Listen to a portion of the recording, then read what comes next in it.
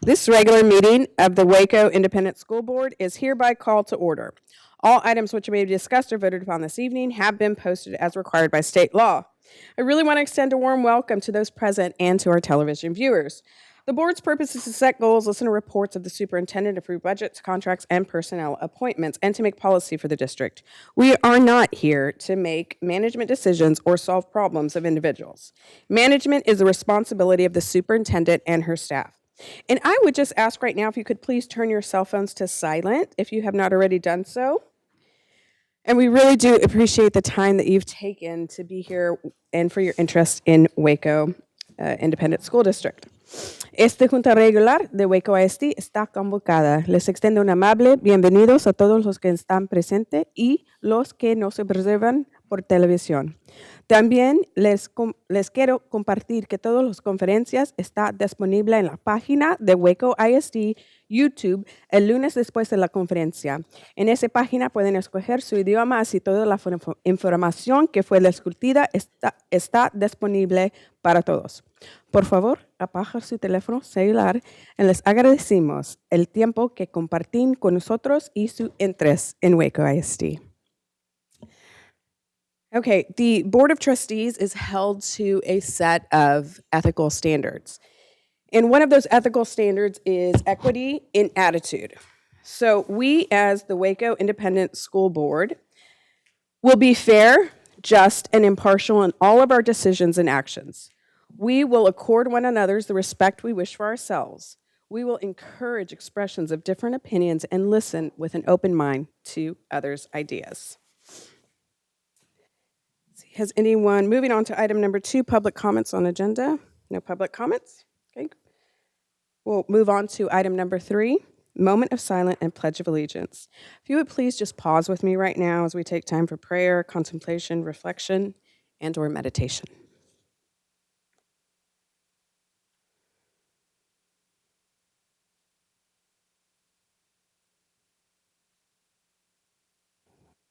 Thank you. Our pledge of allegiance.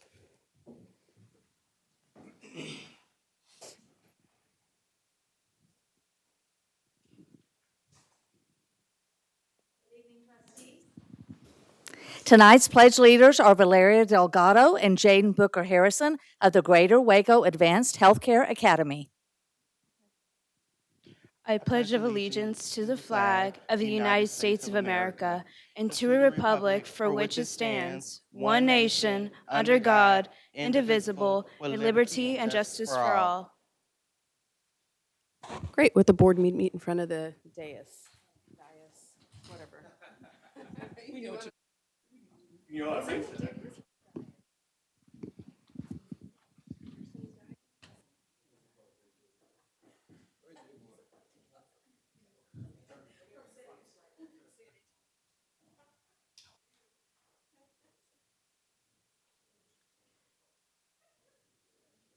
Thank you, Valeria and Jaden. We appreciate our pledge leaders tonight and invite them to meet our trustees.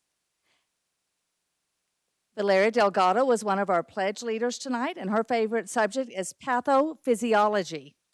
She is a member of Health Occupation Students of America, Student Government, and the National Honor Society. Her favorite pastime is reading, and her career plans are to become a labor and delivery nurse. Thank you, Valeria.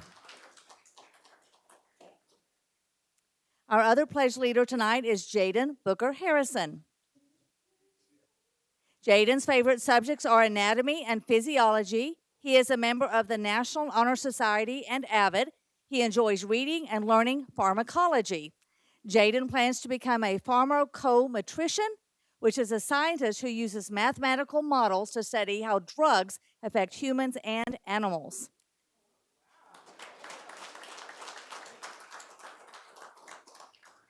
Thank you to our Guaca Dean, Dr. Dale McCall.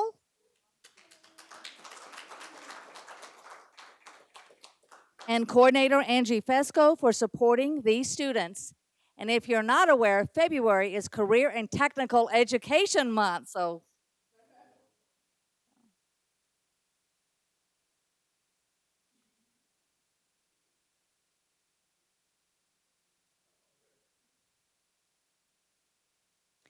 Thank you to our pledge leaders tonight. We're now ready to begin our special recognitions this evening, and we begin with our middle school all-state band and choir selections.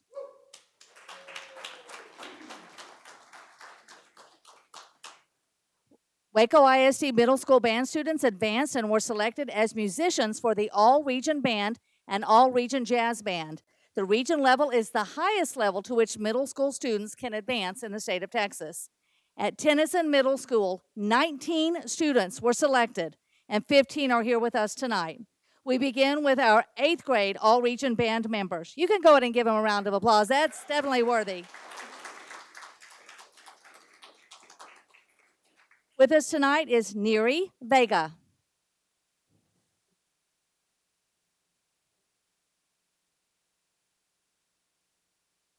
Angie Tinoco DeNova.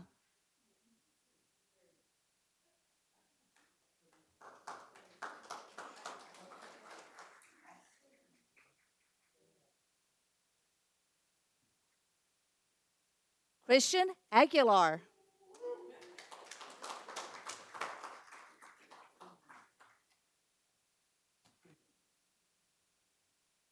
And now listen to this one. Israel Vaughn, in addition to the all-region band, was also selected as a first alternate in the jazz all-region band. So 2 bands for Israel Vaughn. Congratulations.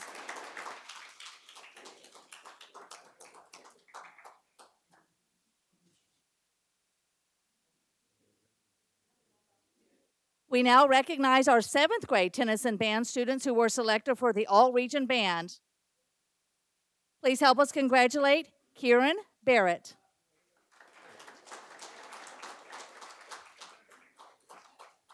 Is it Kyron? I heard you say Kyron. So Kyron Barrett. We also have Tennyson Middle School students who were selected to play in the Jazz All-Region Band, including the following members. 8th grader, Keegan Peacock.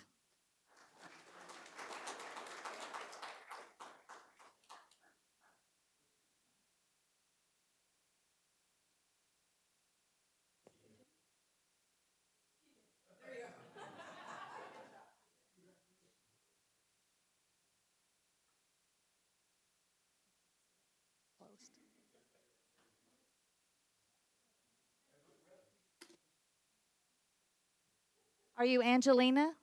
No. Giovanni.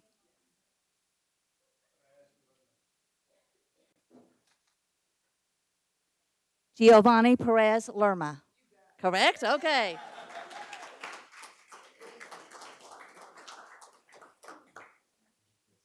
And now our Jazz All-Region Band members. 8th grader Omar Nava Sanchez.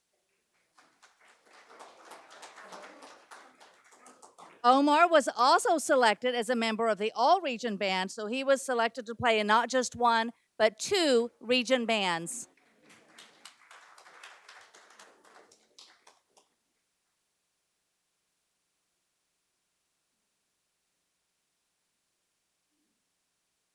And 8th grader Angelina Milan was also selected as a member of the All-Region Band, so selected again to not play in just 1, but 2 region bands. Congratulations.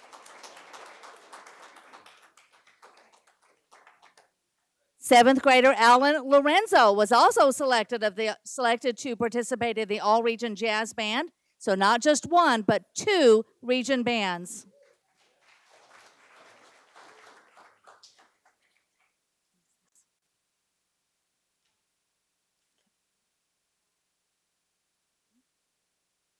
We would like to introduce the band teachers from Carver Middle School who instruct these students. Kimberly Tucker. I'm sorry, from Tennyson. Sorry, we're bringing a Carver student up. Kimberly Tucker and assistant band directors Amber Meeks and Jordan Meza, who also directs the students' jazz band, the school's jazz band.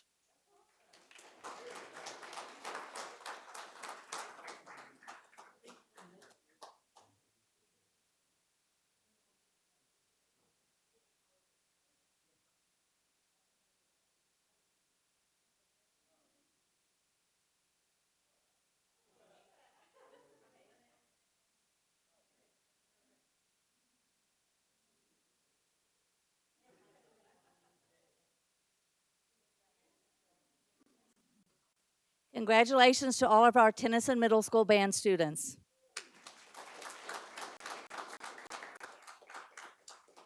From G.W. Carver Middle School, selected to play his bass clarinet in the all-region band is 8th grader Juan Piedra.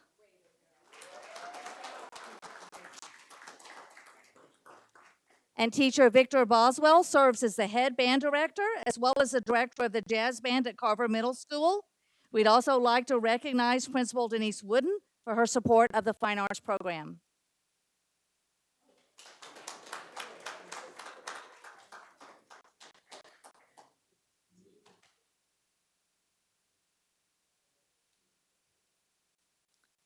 And Waco ISD is fortunate to have 8 middle school students who qualified for the all-region choir. 2 of them are here with us tonight. Several are on stage tonight in Tennyson Spring Theater production of High School Musical this evening. From Tennyson Middle School with this evening, he's a tenor 1, David Strickland.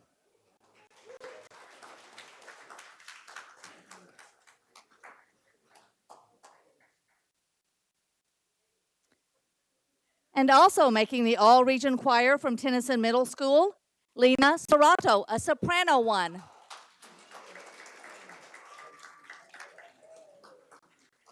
And these students are instructed by Tennyson choir teacher Jacob Garcia, and also Mr. Bradford McMillan serves as the school's principal.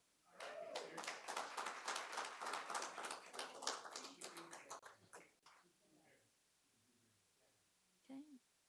Do we want to do a group picture with them?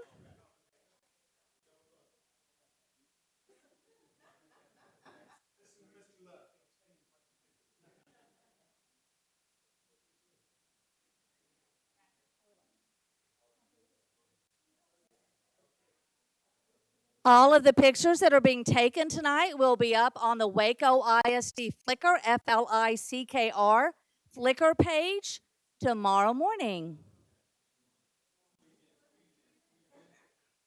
So you can have any of these photos you want.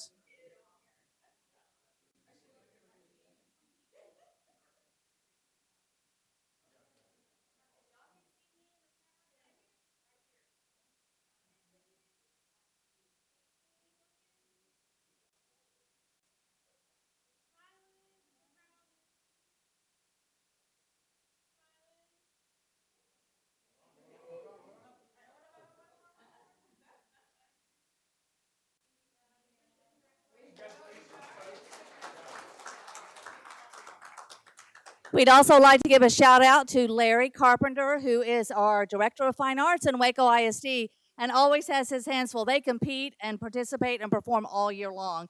So congratulations to Mr. Carpenter as well. We now move on to our all-state athletic selections. The Texas High School Coaches Association academic all-state teams recognize high school athletes, trainers, and managers who excel in the classroom and athletics. To be nominated, these students must be seniors, have a minimum GPA of 92, be in good standing with the team, and have high moral character. You may remember that we honored several of our football players and athletic trainers at our December board meeting with this honor. We're excited to share that we have a few more representing the University High School tennis program.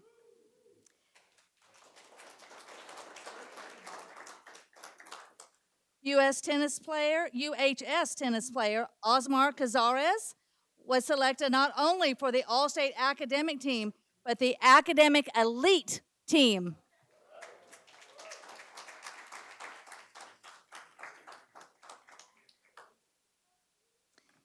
And UHS tennis player Daisy Barco was selected not only to the All-State Academic Team, but to the THSCA Academic All-State Elite Team.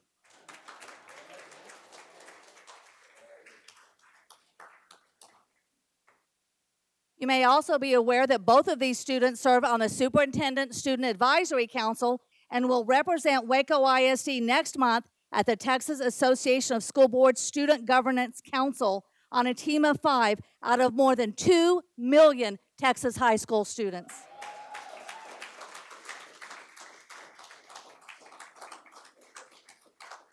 We would also like to recognize University High tennis player Jasmine Tapia.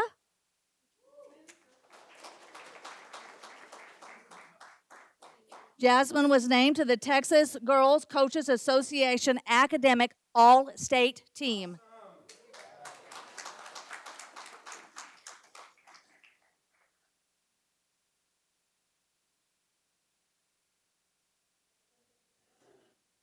Congratulations to these incredible student athletes who are role models both in and outside the classroom.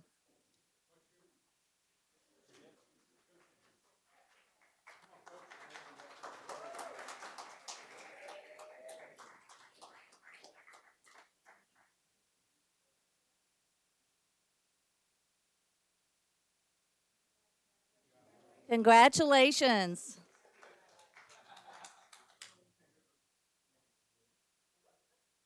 We will now recognize our February Community Partner of the Month.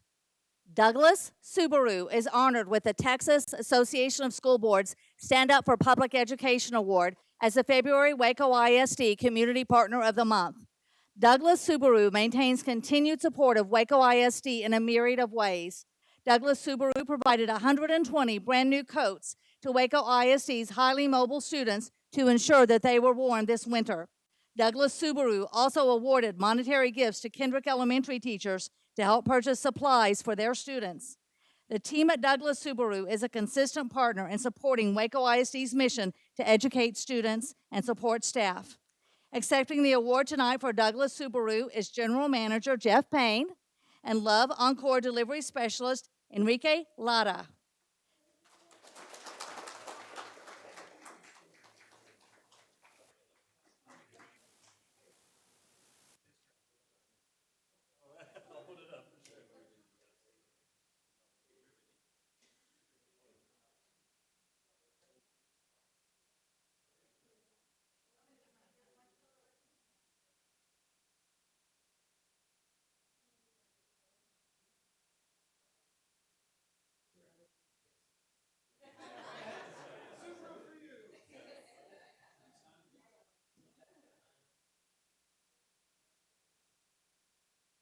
Congratulations, Douglas Subaru, and thank you for your continued partnership with Waco ISD.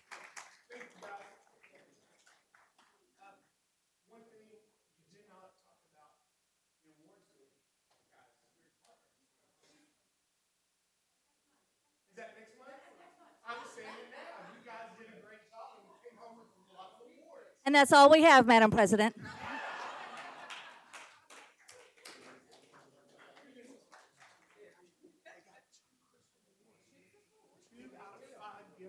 A big deal.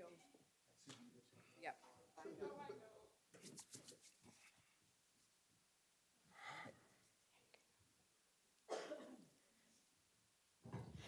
Always so great. My favorite part of the board meeting is watching all these kids come through, winning all these awards and accolades. It's always some of the best time. Just wanted to let you know Jeremy Davis's grandfather had passed away, so he was coming in from out of town, so that is why he is missing the board meeting this evening. But he was trying to make it back, but I think he didn't work out that way. But anyway, I know he would be here if he could. Moving on to item number 5, Superintendent's Report. Dr. Spicer. Yes, ma'am, Madam President.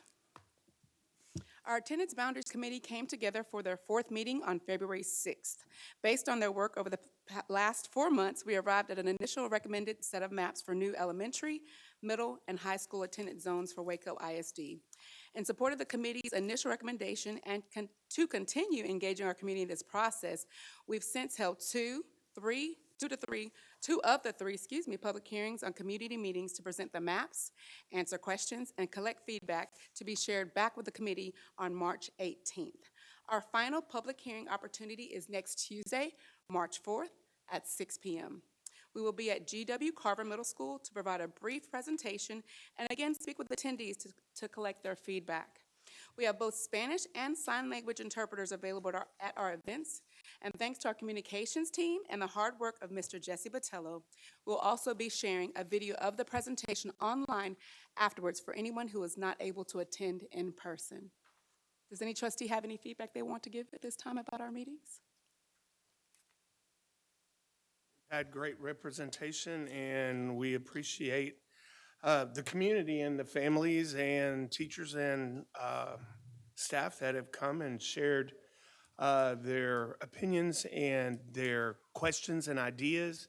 And as you said, Dr. Spicer, this has been the fourth meeting.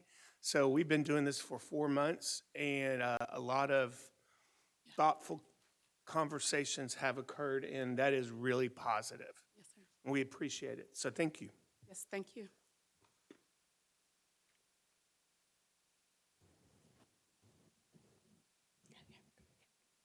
All right, at this time, I'm going to proceed to the state of the district. First, let me begin by thanking our Board of Trustees for selecting me to serve in this role as Superintendent of Schools for Waco ISD. It has truly been my pleasure to listen and learn about the wonderful work taking place here in our district. As promised, I have completed my initial listening and learning sessions, which are outlined in my entry plan and community engagement plan.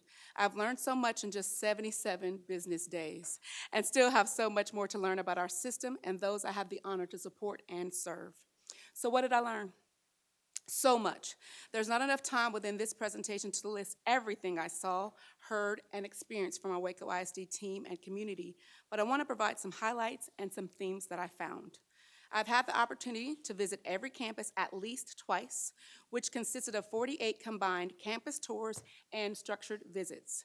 When I toured campuses and facilities, it also included transportation, food services, maintenance and facilities, the Waco PD, and so much more. I was told I covered at least 2 million of the district's 3 million square feet. Y'all, I'm trying to train for another marathon. Thank you, Waco. Including walkthroughs of our latest completed 2021 bond programs, Tennyson Middle School, and our upcoming new or renovated campuses, South Waco, Kendrick Elementary, and Waco High School. Also had the opportunity to meet internal and external stakeholders of Waco ISD and Waco, Texas, totaling over 90+ meetings. Since my arrival, I have also had the opportunity to work on not only serving Waco ISD, but our region and the heart of Texas through various other organizations as we work to collectively invest in our students, our district, and our community. As part of the structured visits, I had the opportunity to host 625 focus group participants consisting of parents and guardians, staff members from each campus, and our students, my favorite groups. During the focus group sessions, they were requested to host more meetings with more departments, but time did not allow, so we extended the thought exchange to the entire staff. We had 1,144 participants, 1,088 thoughts, and 59,224 ratings. The focus groups and the various meetings provided so much insight and context on the strength and the opportunities for Waco ISD to continue to excel. However, the most relevant themes which came forward through the listening sessions.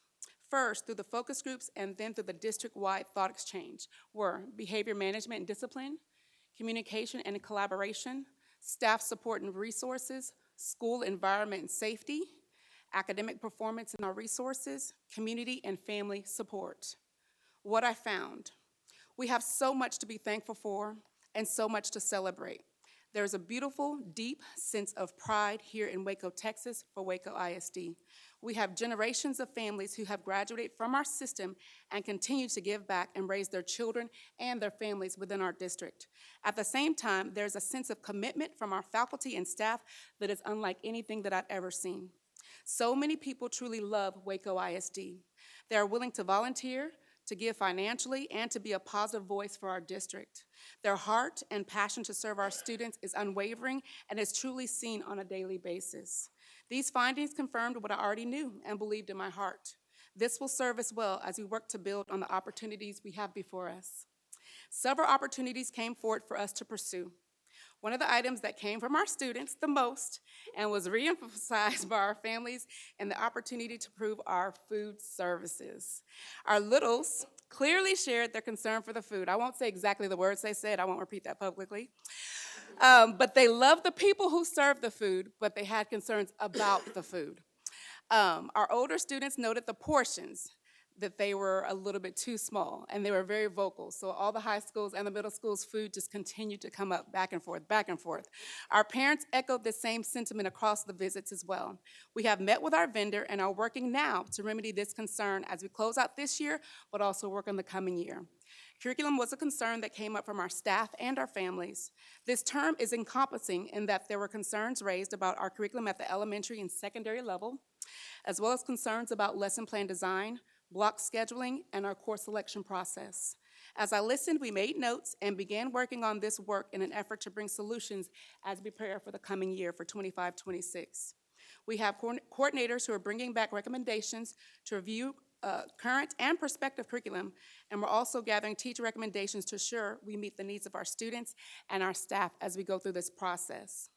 I found that we also have opportunities to further enhance the district's recent transition to secondary schools operating on the block schedule, and we have been bringing folks together to take part in these discussions.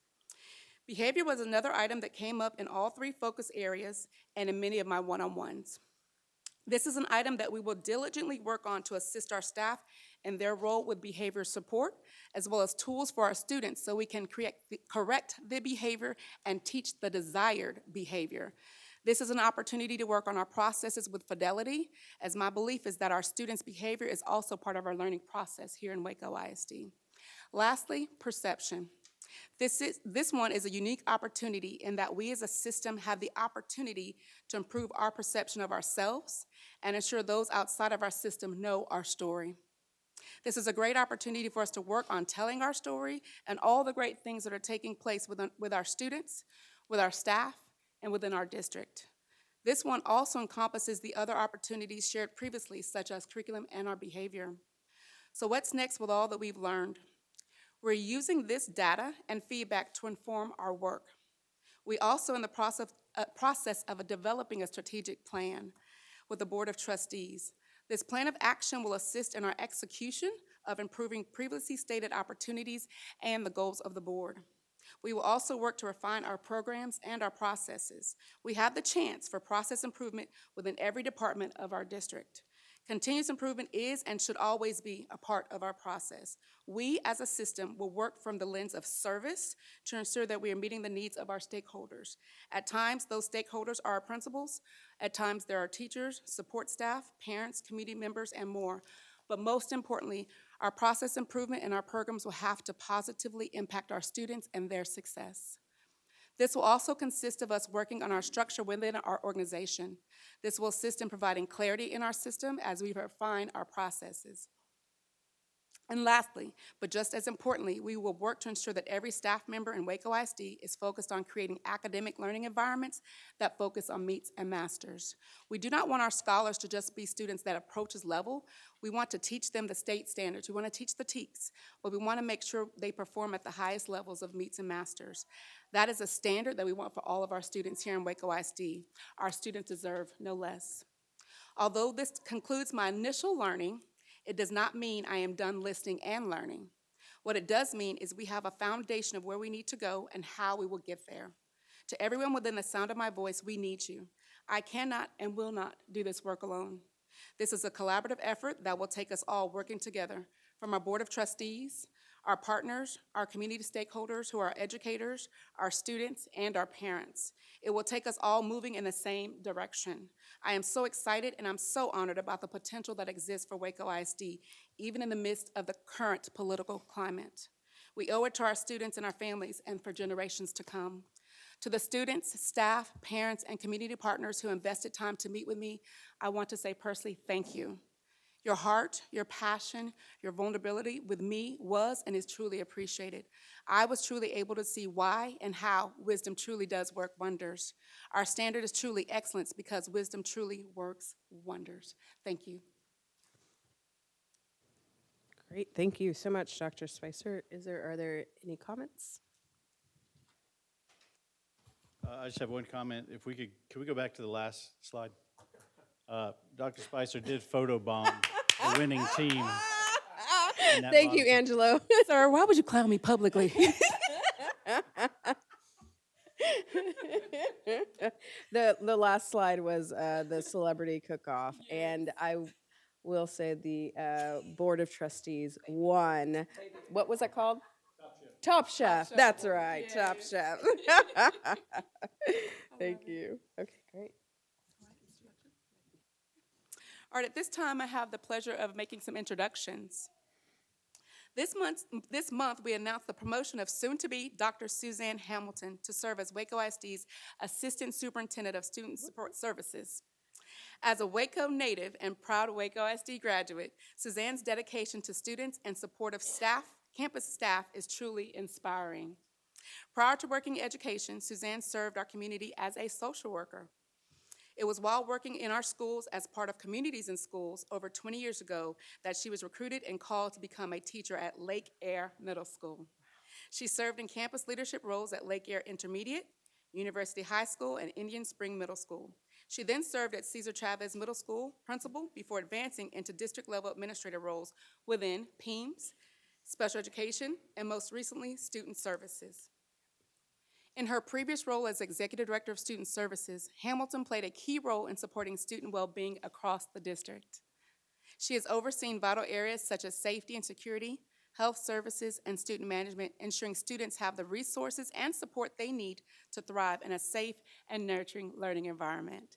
Suzanne holds a bachelor's degree in social work psychology, a master's of educational administration, and this summer will celebrate her completing her doctoral degree from Baylor University of Education, along with her mother, Patty Hawkins, her sister Amy Ross, and her husband Mike Hamilton, who are here with her tonight. At this time, it is truly my honor to introduce Assistant Superintendent Hamilton to say a few words. Thank you.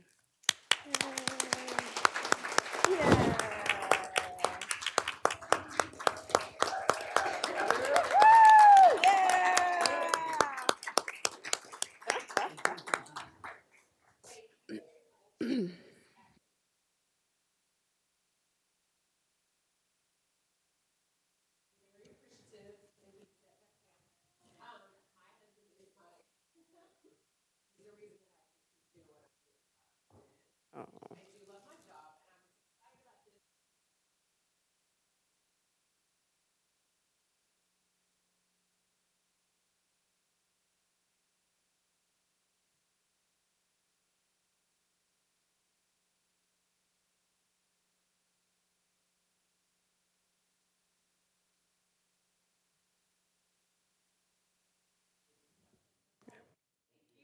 Yeah, well, we're gonna shake your hand, soon to be Dr. Hamilton. So pause right there.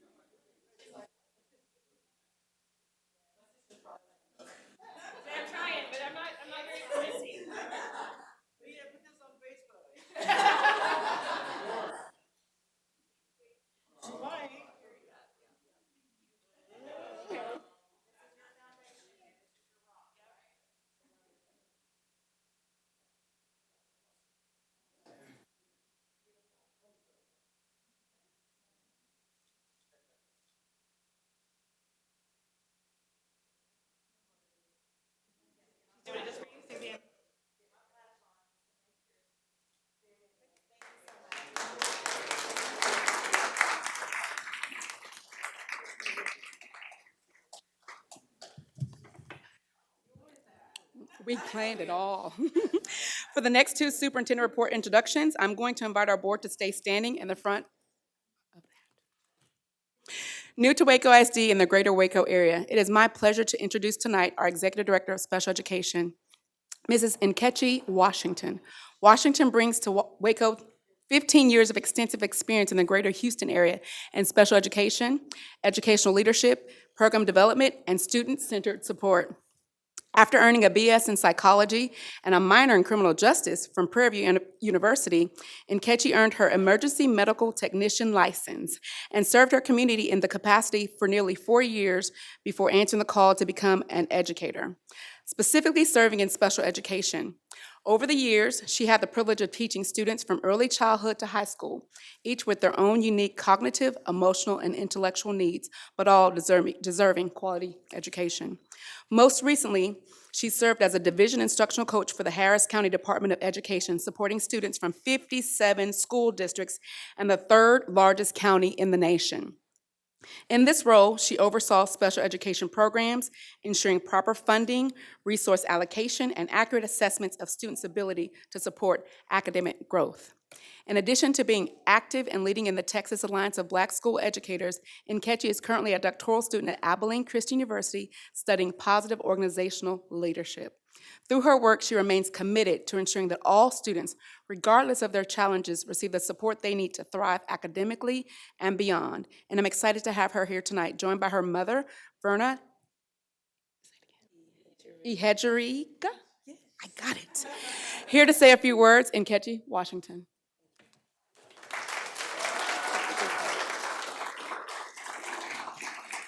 Thank you.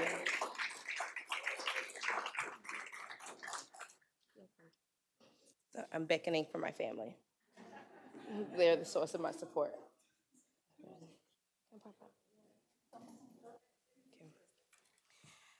So first, I just want to say thank you so much. Good evening, President, Madam President, Board Trustees, and Superintendent Spicer.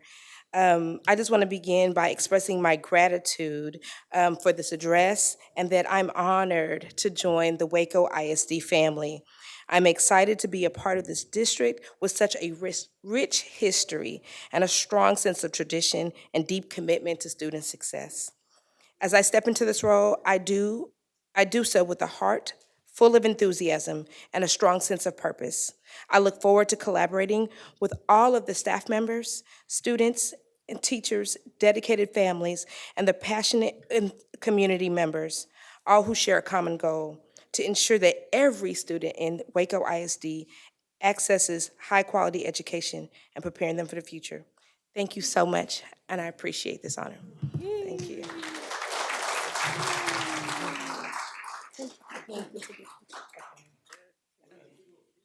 Yes, come on, we're gonna go take a picture. Come on, let's go take a picture. We're gonna go take a picture.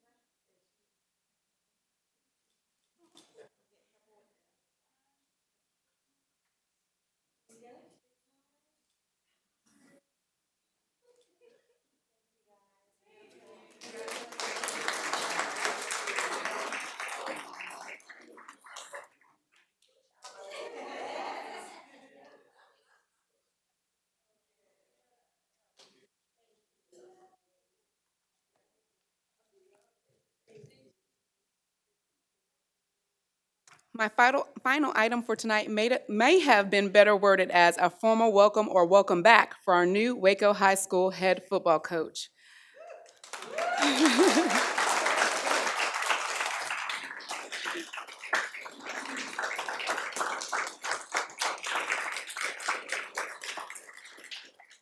Coach Ezra Martinez brings nearly a decade of experience within Waco ISD and over 15 years in education to his role as head coach and athletic coordinator for Waco High School. Dedicated to developing student athletes both on and off the field, he emphasizes discipline, teamwork, and excellence as the cornerstones of a successful athletic program. Before joining Waco High, Coach Martinez served as an assistant head coach at Midway, Connolly, and University, contributing to the growth and success of each program. His football journey began as a linebacker for the University of Arkansas and Midwestern State University. Coach Martinez earned all-conference and all-American honors as a linebacker at Midwestern State. Beyond the game, Coach Martinez is a proud father and enjoys spending quality time with his fiancée, Sarah, who is also an educator and here with us tonight. His deep roots in the Waco community, combined with his passion for mentoring young athletes, make him a valuable leader for the Lions and an addition to our Waco ISD team. I am excited to see how he enhances our Waco High athletic programs and builds a strong, competitive, and values-driven culture. Coach Martinez.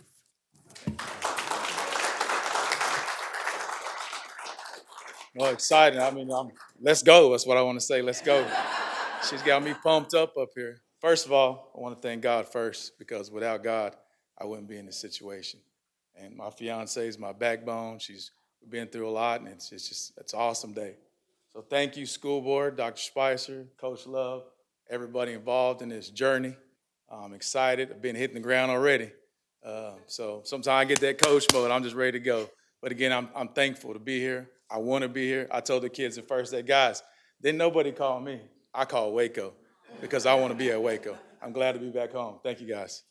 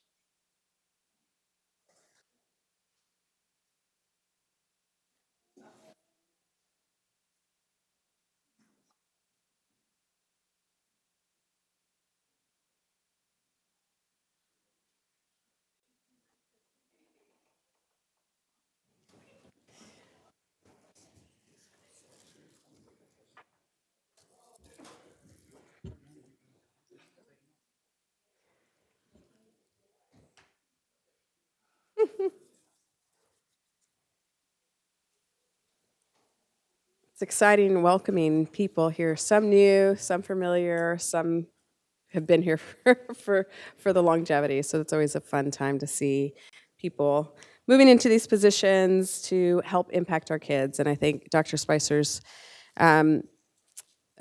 report said it, it's the passion, right? It's passion. And that's what keeps people here and keeps people making the difference for our kids. And so we're so thankful. We're going to move on to item number 6, information items and reports. Mr. Grant, did you have any questions? No. Mr. Vidania? No. Mr. Guillory? No. Mr. Ochoa? Nope. And Mr. Patton? No. Okay. Hearing now, we'll move on to item 7, consent agenda. Consider and take appropriate action. Is there anything that you would like pulled, Mr. Grant? No. Anything pulled, Mr. Vidania? No. Anything pulled, Mr. Guillory? No. Anything pulled, Mr. Ochoa? Nope. And 7B, Mr. Yes, Patton? ma'am. 7B. Okay, great. So I will entertain a motion to accept the consent agenda as presented, except for item 7B. I move. Thank you, Mr. Patton. Do I have a second? Second. Okay, is there any discussion, Mr. Grant? No. Any discussion, Mr. Vidania? No. Any discussion, Mr. Guillory? No. Any discussion, Mr. Ochoa? Nope. Any discussion, Mr. Patton? No. Okay, all in favor, say aye. Aye. Any opposed? Passes unanimously. Moving on to 7B, amendments to the 2024-25 budget. Mr. Patton. I have a question that I would like some information on, please, in regards to the $350,000 new Waco High School weight room. Can someone talk to me about that amendment? Yes. So I was talking to our team just to follow up on that one. So what we have done in the past is whenever we have the opportunity to use bond funds to get new equipment, we get it for the new facility, and then we take the old equipment and we disperse it across the district. So that's the plan, to do the same thing that we've done in the past. So this $350,000 for the weight room is from the bond? Bond, yes. And we already have weight rooms in the middle schools. Where are these weights gonna go? But sometimes there's weights that are old and outdated past some of us, if you will. And so anywhere that there's a need, they have those. We have some systems, like I'll say our police department, they've been asking for some things like that. We're not gonna be able to spend the funds, so we're able to say, hey, we can furnish you a mini weight room to work out, right? Or we have some mental health and some health needs of our staff. Our nurse is working, our head nurse is working on rating, I'll say, a health and Wellness wellness center. So we Right. can take care of our people. So there's some needs within our organization, but this is the way to do it without having to go in and ask for money out of general funds to take care of the needs across our system. Okay, Yes, sir. thank you. Yes, sir. Okay. I will entertain a motion to accept item 7B as presented. I move. Thank you, Mr. Guillory. Do I have a second? Second. Thank you, Mr. Grant. Is there any discussion, Mr. Grant? No. Any discussion, Mr. Vidania? No. Any discussion, Mr. Guillory? No. Any discussion, Mr. Ochoa? Nope. Any discussion, Mr. Patton? No. Okay. All in favor, say aye. Aye. Any opposed? Passes unanimously. Waco High is getting some new weight room. Okay, moving on to item 8. Review and discuss report 2024-2025, middle of the year reading data. This is a board update. There are 4 items which the board typically asks for updates. This is our kind of quarterly update on reading scores that the board has asked for. So thank you, Dr. Kornblum. Good evening, Madam President, Dr. Spicer, and trustee members. You see, I brought my computer. That's so that I can see the numbers on the presentation. All right. So, hold on. Let me get that. There we go. So before I begin, I want to ask you all what would help you most as I present this data. So each campus has a slide, and you have data from BOY to MOY for first, second, and third grades. And it shows where they started, of course, and where they are now. So on the side, let me explain what the little bubbles mean on the side. And then what I would like to know is if it would help you if I gave you the grade bands now. There is a chart at the end, but if that would help you understand where the students are on the screen. I think when we did Renaissance, that was a little bit easier to understand because we had GEs. So like first grade was 1.5, and that was easy to understand, but these grade bands are a little bit harder to kind of wrap your head around. So let me talk about the the bubbles on the side.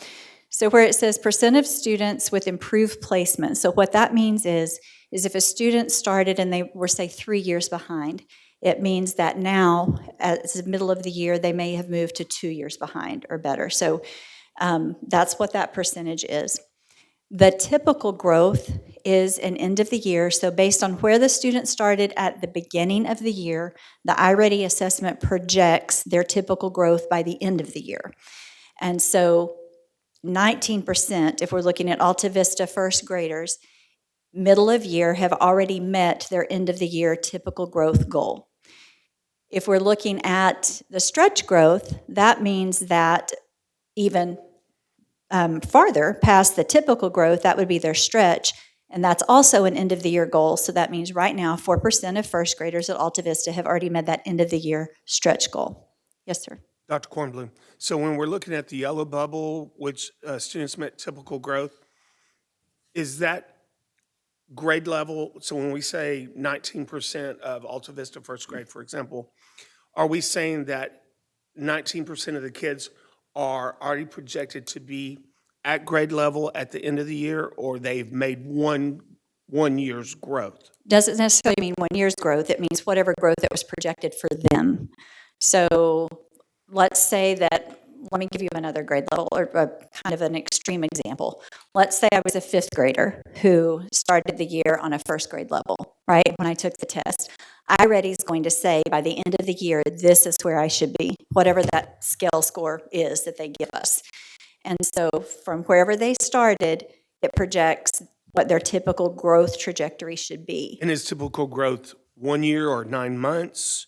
What is typical growth for It depends iReady? on where they are, I think. Let me get that clarified. Is that the chart on in the very back? Yeah, that was my question. that's what we're looking at, but we're trying to figure out what typical growth, It's I guess, dependent on- going back to a grade equivalent, are 1 we year. looking at a 1 year's One- growth? Or yes, we're looking 1 year. at appropriate, if second grade? 1 year Okay, so it's not necessarily indicating that they are on grade level. Correct. Okay, got it. But 1 year from where they are, right? Yes, ma'am. Okay. Thank you. Now, this is my next question, Oh, before you move on, can you review these? that's what I was going to ask. So I have the numbers for you for the bands. If you have a place to write notes so that can kind of tell you where this is. So if I am, or where they should be. So in kindergarten, the grade band for kindergarten is 462 to 479. So 462 in the green area to 479 at the end. That's okay. Yes. Okay. If I'm in first grade, you'll see in the light green there where it goes over to first, it says 434 to 536. That's end of year? Yes. Second grade, 489 to 560. And third grade, 511 to 602. So what are the other two green, say, look at second grade, Look up at the top. right? Let me go there to mine. Because You have light green, then you have two dark green in the same, Is that like beginning, middle, end of the year? yes. Let me go to, so what we're asking, there's a light green and then two I do. dark- That's just at the very end of the presentation. So I'm trying, oh, he made it bigger. There you go. Yes, exactly. So do you see there at first grade, if you travel over to the right, and then where it's dark, dark green, you hit 537, that's beginning of the second grade level. So first grade end of year ends at 536. If I jump into 537, I've jumped into that beginning of year So second grade you're- level. You're above grade level. So, Dr. Kornblum, looking at first grade, 434 through 457, is that BOI expected number? And then the middle one at 458 to 479 is MOI, and then the 480 to 536 EOI? Not, you could look at it that way, but not all kids just, Right, right. Oh, Move up. I mean- totally get that. I'm just trying to understand, within that one cell, there are three, you could look at it that way. and there's a light green, then two dark greens, trying to figure out Correct. what Yeah. that is. So if you had a moment to write those numbers down, then as we go through the presentation and you look at where they are now, that can kind of give you an idea of where they are. So if I'm a kindergartner headed into first grade, then where am I in that trajectory? So like I said, Renaissance was a little bit easier because we had GEs, and that was easy to wrap your head around because it gave you a grade level in month. Bands are a little bit harder to put a grade level to. Could you go back to the... I'm sorry to keep asking questions, this is just me. And I apologize.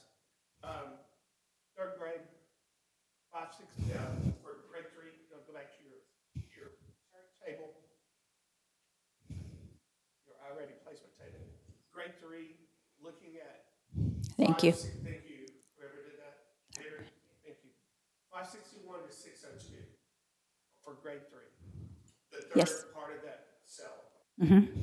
When they, with the grade 3, when they hit 561 to 602, we're assuming that's end of year, and that they are within the category for being the end of third grade. Yes, so if you were putting a GE on that, that would be like 3.6, 7, 8, 9, around past 3.5, right?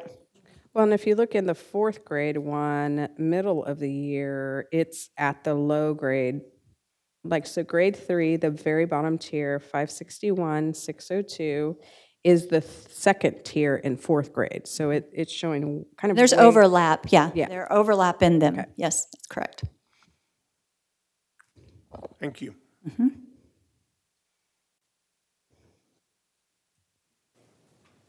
Are we good to go to the slide? Yep. Okay. Yes, thank you. Okay. So as we go through, I don't want to just read the slides to you. So we can look at the slides and just kind of point out where that grade band would be, if that would be helpful to kind of understand where they are. So first grade Alta Vista, you have, they are at 394 there. And so when you look at the first grade band, at the bottom it shows kinder. So 394 falls within the kindergarten band, but first grade starts at 434. Make sense? They're 394 right now, and it starts at 434. Remember, though, when you're a first grader, you come into kinder, or come into first at a kinder level, end of kinder level. And then so right now, you would, if we gave it a GE, you would be at like a 0.5, right? You're not totally at the end of first grade And yet. there's tons of educational research that shows reading among kids up to grade 2, kids blossom at different levels For sure. of reading. Yeah. So that's understandable to a certain extent. Okay. Ready? Okay. So when we go to second grade, at the bottom, you see that it shows that the second graders at Alta Vista are at 434. The second grade band is 489 to 560. So if the beginning of the band is 489, and right now they're at 434, they're 50-ish points below the beginning of that third grade band. So I won't do this for every slide. I'm just going to do it for a couple to kind of help you acquaint yourself, and then along the way, then you can kind of find those anomalies yourselves as we go. So when we're looking at second grade, 35% of the kids at Alta Vista have improved placement, 19% met their typical growth, and 4% have met their stretch growth at this time. Oh, let me go back. Slide, 20% of second graders at Alta Vista are halfway through their beginning of what first grade would be. That's 434 to begin first. Are you looking at the yellow, the bubble on the side? Yeah. So what that means is whatever their goal was at the beginning, based on where they started, by the end of the year, the typical growth that they were supposed to have made, whatever that was, 19% of them have already made that growth. That doesn't necessarily mean that they're exactly where they're supposed to be right now, though, right? Is that 434 the average of a certain number of kids? Yes, of all the kids. Yes, yes. That second grade number is what the entry level for first grade. So it looks Yes. based That's off exactly right. the placement table that they're a grade level behind. That's right. Well, yes, but Yeah, keep grade in and a mind, we're half not because- end of second grade yet, so they're not supposed to be to the end. So they're But first grade starts at 434. they're at the beginning. They're about, if they're at the beginning, so it's 434, first grade starts at 434, yes, they are. Yeah. So apparently, based off this table. Correct. They're a grade level behind, second grade is a grade level behind. Yes, that is correct. Okay, next. Third grade at 486, and so the band for third grade is 511 to 602. Second grade started at 489. So they're sitting right at the beginning, again, the same, that's exactly right. What is promising, though, is if you look in blue, that 50% of them have closed a level, and then that 48% have met the expected growth at the end. So over half of them have already met to where the placement test in any event said that they should be by the end. Question, Dina. So iReady, you had told us back whenever we did our workshop, I believe, that iReady is a better tool for diagnostically. Test more things and at a deeper level. Right. So do we know that there is reliability to this table to state assessment? Is there a correlation? There is, yeah. Is there a high correlation? Yes, it's a whole nother piece of this, but there is a correlation chart that shows, I-Ready has, that will show if a student, what their placement will likely be on STAR, if they are to continue on the path that they're on. Do you, have it. is there a large standard, SEM, standard error of measurement, or is it pretty tight? I asked Courtney on that one. She's my expert on the data where that's concerned. That piece is a new piece for I-Ready. They just came out with that. This is nationally normed, right? Yes. I-Ready, it's a state proficiency projection based on Texas data. Right. So it's not nationally normed, it's based on Texas data. Oh, I-Ready's not nationally normed? We're talking about I-Ready or the STAR projected proficiency? No, I'm just talking about, I'm talking about two things. I-Ready being nationally normed, I-Ready is nationally normed. and then for the comparison, for the correlation, it is correlated to Texas assessment. Yes. It is. And is the SEM, is there a large SEM? I don't know Standard the error. SEM specifically, but I can give you the stats as far as the numbers of research. I'm just trying to know if this is like in the ballpark, or if there is a large standard error of measurement in relation, I'm sorry. A correlation chart from spring 2024, I can do that. Could you, send that to me?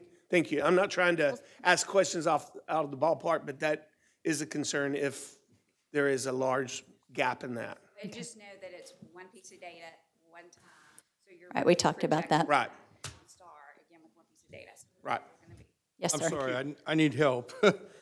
The blue circle, rectangle is representative of 58% of the students, correct?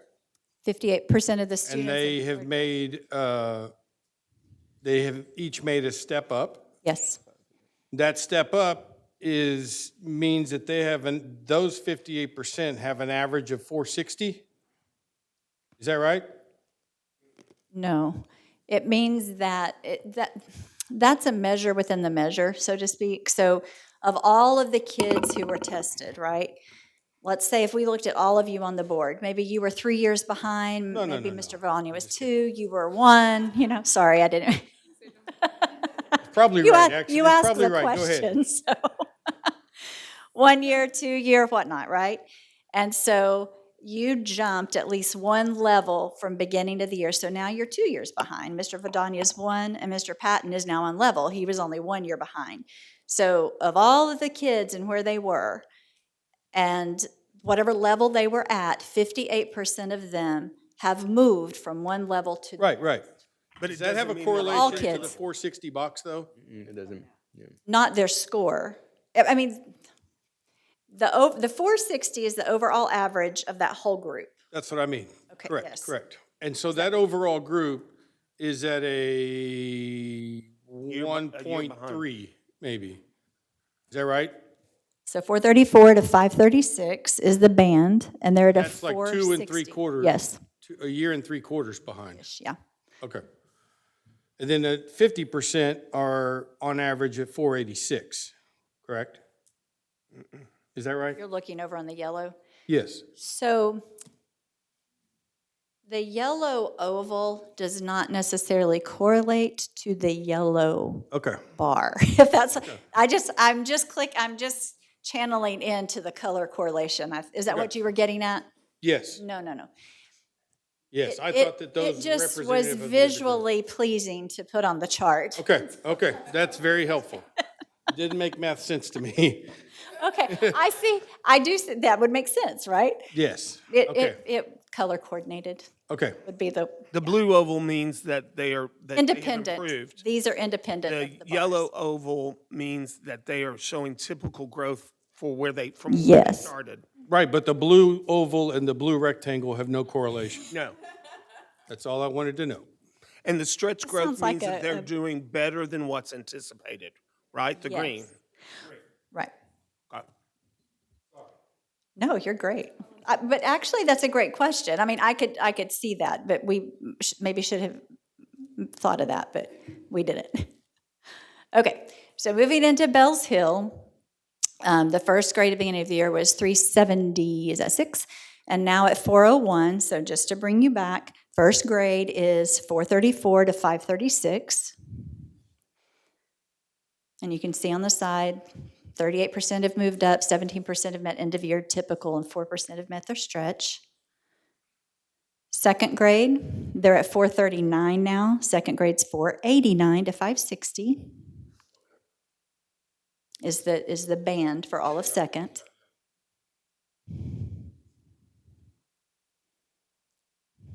Would you like for me, is this good the way that, okay.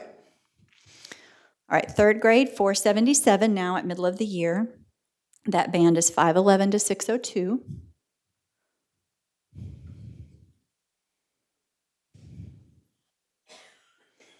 And to put it in perspective, the second grade band is 489 to 560.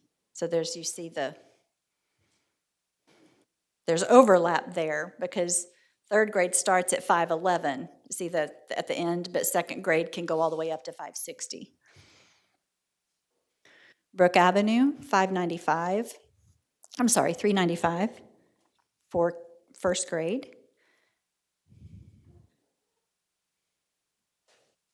Second grade, 438. That's 489 to 560 is the grade band. Third grade, 460, which is 511 to 602. And 511 would be the beginning of third. End of second's 560.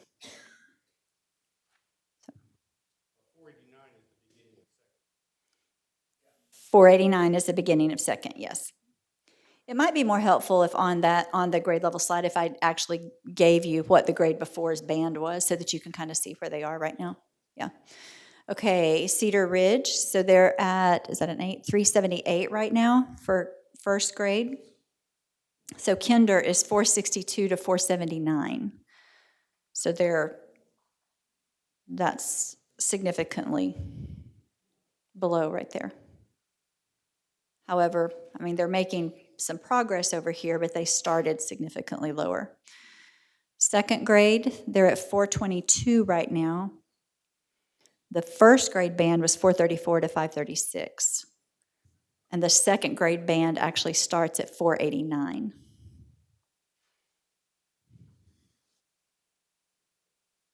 Third grade, 457. So second grade is 489 to 560. And third grade starts at 511.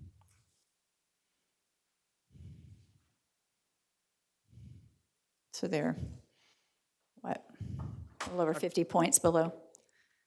I have a question that's just occurred to me. We're looking from grade level to grade level, and so are the tests comparative, grade level tests? So are we able to look at, say, you just hit Cedar Ridge, third grade, 457. And we look and we find that under second grade, 457 for third grade, it falls back under grade 1. So are we really looking at a year and a half behind, or are the tests significantly harder, so therefore we're not able to compare? Is that? Depends on where the student is. I mean, each area has a set of skills that it tests, and it's as it goes through, it's going to look at you diagnostically, and are you, say, blends and vocabulary or, different things like that. Like, can you do that? Like a typical kindergartner should be able to do X, Y, Z. And if you aren't unable to do that, that's going to affect the score. So it's not how to describe it? They're comparative in that by grade level, you're expected to be able to do certain things. Skills. And if you can't do those things, and you can do the skills of what the first grade would be, or whatever it is. You're behind, and they're adding on, so we are able to find that skill score, or whatever this is, and find it where it falls in the chart. And it's a year and a half behind, so it is accurate, showing a year and a half. Yes, but more than that, what's accurate is that you can go to the actual data and pinpoint exactly what it is that the student is or cannot do. And we're not seeing that, we're just seeing the overall average. That's right. And from that, what happens is, so what we do in interventions is it designs a pathway for the student. So based on where you are and what your diagnostic assessment is showing, this is what you're ready to learn next to help close the gap for you or push you forward, depending on where you are. And so, And does that fall in small group instruction? yes, yes, Tier 2, and 3. Tier 2, and Tier 3? Okay, thank you. Okay. Just to clarify, Mr. Patton, that's the pathways, so that's the computer program. And We have the small group face-to-face as well. instruction is the iReady toolbox that we use to pull do the lessons.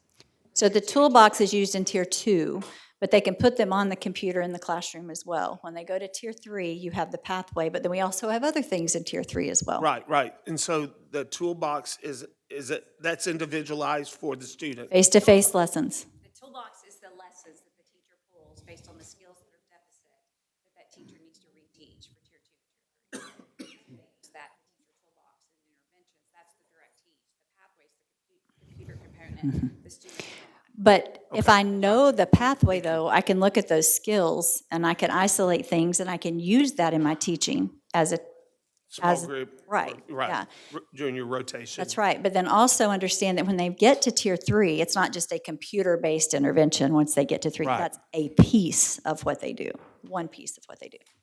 And they get Tier 3 every day? Okay, thanks. Okay. Second grade is at 4:11, so first grade ends at 5:36, and second grade starts at 4:89. And third grade at Crestview, 4:63. Second grade ends at 5:60, and third starts at 5:11. Dr. Kornblum, can I interrupt you very quickly? So going through kind of some of these numbers, I know that having been an elementary teacher, not the only way, one of the ways that kids get better at reading is by reading.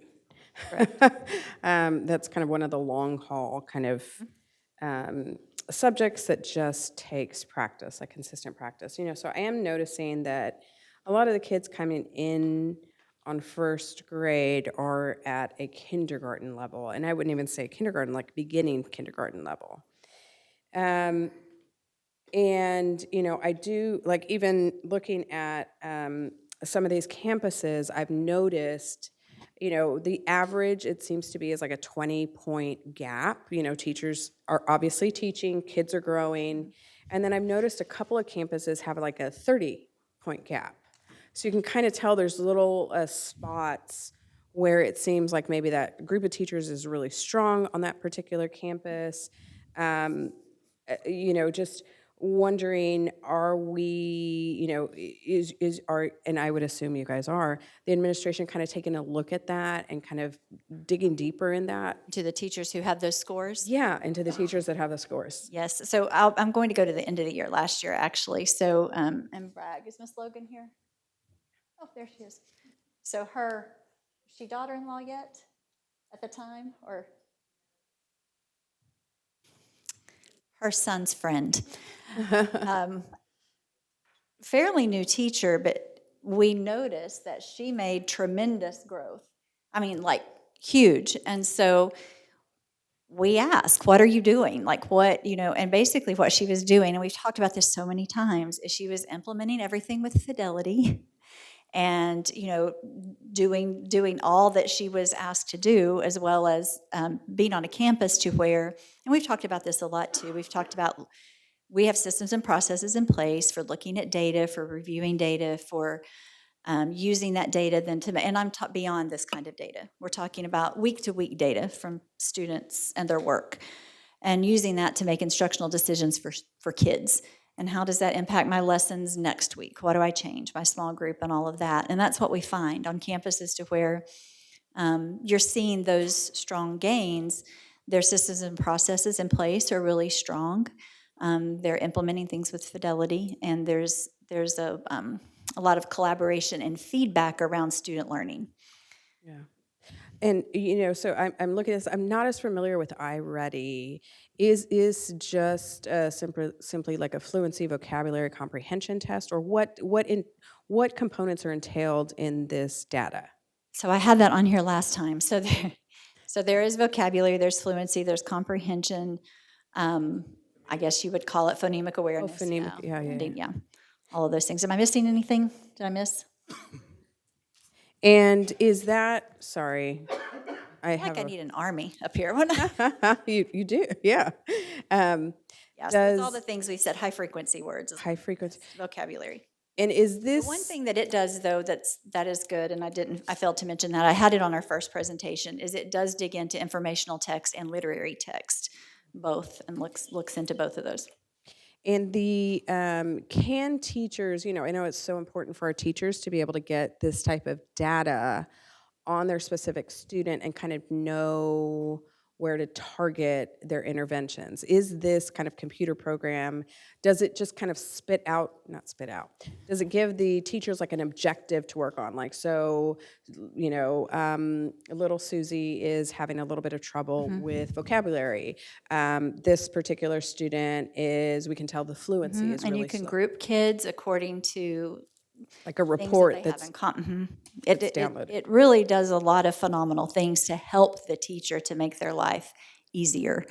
So, yeah. Great. Yeah. I think that was my question, because I know the quicker the feedback that we give teachers, the kind of more robust their interventions can be, and so that was my question. I think the part that, and I think this is not just here, any place, it's teachers having the time to dig into that too, right? And so we have our instructional specialists and those folks on campus to try to help them with that. And PCLs. Yeah, during their PLCs, yes, to look at their, PLCs. it's okay. We have PCLs too with them. Our office. We did it also, it names the skill, and then you click on a link and it gives you the exact lesson. It prints it off for the teacher, and it gives you the teacher script, and it gives you the student script. That's nice. So it gives you the prerequisite skill, the grade level skill, and actually enrichment. So besides the fact that it gives a skill, we're also saving our teachers time by providing them the resources and the lessons, and the rigor's there at the level it needs to be with the STAR 2.0. Hey, Courtney, when were the teachers trained on iReady? So we trained them last year, but then this year we have iReady coming to each campus 3 times a year. Instead of doing the Zoom, they came at the beginning of the year or whenever the toolbox, and then they came mid-year and whenever the mid-year data, and showed each teacher in PLCs. They met with them in their mid-year growth, PLCs. and also whenever, again, the different reports, and then they'll come into the year again to go over their progress. And they just came to us last week? Well, they've been at the 2 weeks? campuses the past 2 weeks. But no, different. our data presentation yes, was ma'am. last week? Yeah, Last- so they So- not came, but it was via Right, Zoom to y'all. present. So do you ladies believe that our teachers are proficient in utilizing iReady? I can tell you, as a district, we are proficient in using the pathways. We will continue to work with our teachers to help them understand that they need to pull small groups for direct teach.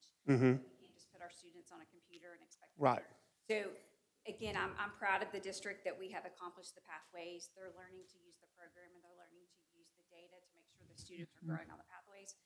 We will continue to improve on teachers in Tier 2 pulling those direct lessons for small groups. I will also applaud all of the elementaries, because all those principals have built in additional intervention time in their block to target these skills specifically and work on this. Is that the win? Well, that's secondary, we call it. WIN. Different. The elementaries call it different at each different campus. So that's where we really we'll continue to work with them. And we really started that push back in October with them. You have the pathways, you have that accomplished, so let's start working on that direct teach for our small groups. Every elementary class, and this may be a Carmen or Dania,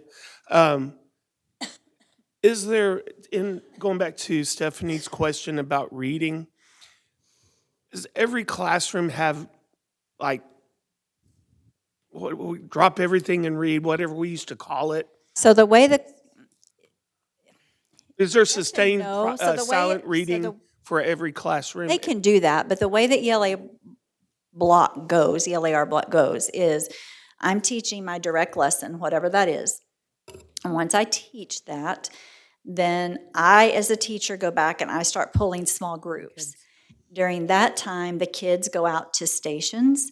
One of their stations may be a reading rotation. Now, in the older grades, it kind of, it can vary. You may have independent works and reading and then stations, because what you're trying to do is really increase their stamina for reading. But, so yes, it's built in, but not maybe the way we are accustomed to it, like back in the day where we, stop everything and read. But you could do that, but it's more built into the framework that we use. I remember as a teacher doing that. You did your whole group and then your little kind of breakouts. I think that growth in reading specifically is very difficult, and I think that this is showing that our teachers, our principals, everyone is really trying. Trying their best to try to move it. And I think, I would think the administration, I would just hope, we continue to make it easy for them, like the iReady, giving them the lessons, that type of thing, helping them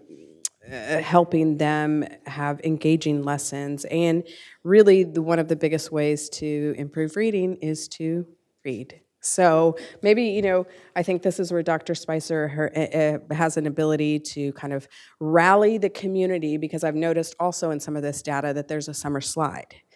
Kids who are going in second grade are coming back lower after the summer. So maybe, we can, the administration can kind of really focus in the community effort to try to help promote reading at some of these schools that I'm seeing, or that summer And, we've slide. partnered with our libraries before, like our public libraries. We've partnered with them before for summer reading programs. And then, of course, Ms. Parnell does Camp Read a Lot, which is actually sending books home with kids great. to read. And they log that and, such over the summer to try to get their reading up. And so lots of different, incentives to do that. But research says the greatest indicator of reading success, and you said it when we started, is time spent reading. Or when you're little, being read to. Being read to. Yep. And so that is happening in elementary classrooms.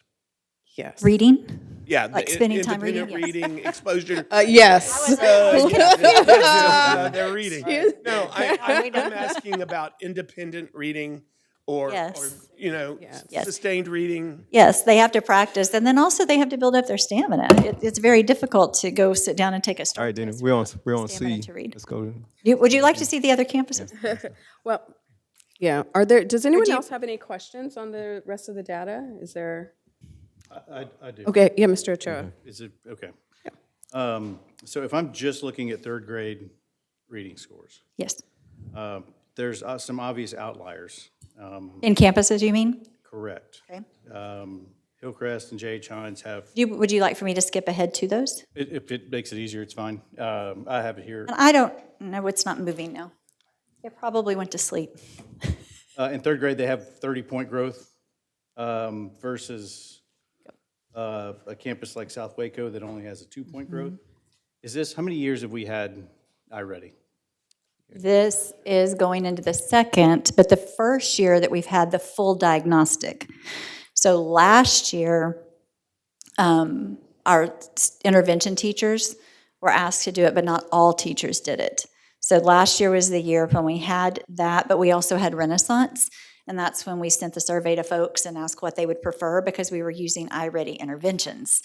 And so when they came out with a diagnostic and the pathway that matched it, it just made sense, and people started wanting to use it. So this is the first year that we've moved to it across the district. So I guess my issue is we don't have any consistent data to really attack the problem. Do we? I mean, if we have some campuses, like you said, some teachers are teaching with fidelity, and that's the reason Right. why. Well, that's a hypothesis.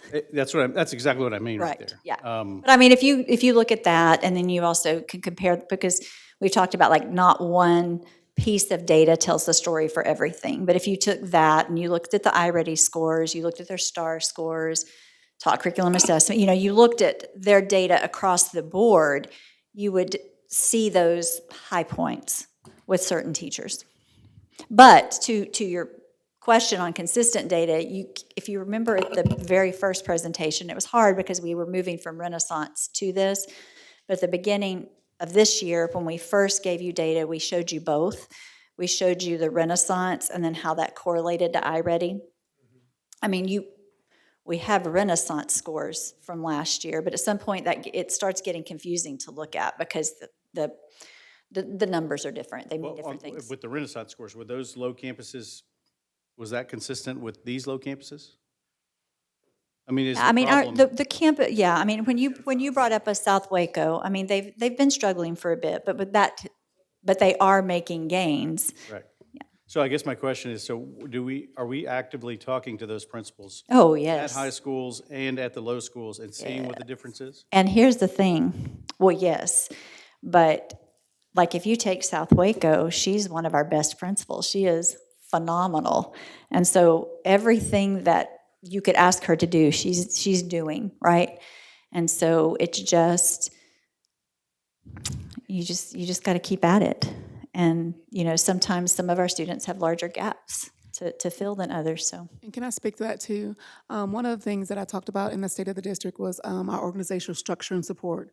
And so one of the things, I'll say feedback I received from our principals was we need more support, right? Whether it's leading the work or how do they support their teachers, or if we're using our ISs certain ways, different things like that that we're learning.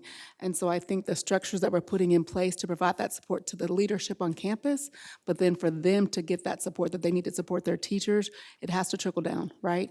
And so that's what we're working on right now to ensure that we're getting the results we want. What gets monitored or what gets monitored, right? That stuff grows. If you don't monitor it, you don't measure it, it doesn't matter, it's not important. And so we're trying to clean up those, I'll say expectations, parameters, expectations to make sure that we're getting what we need. And so that's a journey in itself, but we've already started that. And I can guarantee you on some of those campuses that we're looking at where you're seeing those growth, you can see that those principals just like, okay, let's go, let's circle back, let's go. Wait a minute, we didn't hit it right there, it's okay, let's reset. So we have, I'll say hot pockets of growth, if you will, but once we tighten up our structures and our teams and the processes, we're gonna be able to say, everybody, we're all gonna grow and we'll see that data. And are we going to see those results in May? Come June for third grade? The goal is, but goal is, for we've been in a system that's been doing, I'll say, the way we've been doing it in the past, right? And so I don't say, I can promise that we're gonna do that. What I'm gonna say is, we're working, since I've gotten here in October, we're working the best we can with what we have to ensure that we give the kids the best they have this year, but we're also making sure we're working on 25, 26. So that's the answer that I would say to you. Like Oh, good. if you look at a Dean Highland right here, for instance, so I just skipped to her because her star scores, I just know where she was last year. So if you look at her, she, right now, MOY, they're at 474 in third grade. Third grade starts at 511, second grade ends at 560.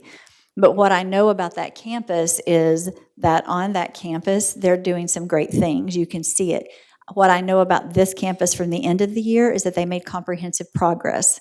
So what that means is, if they make one more year, she's out. She grew almost 10 percentage points, almost, she was 9 something, but almost 10 percentage points in her overall rating.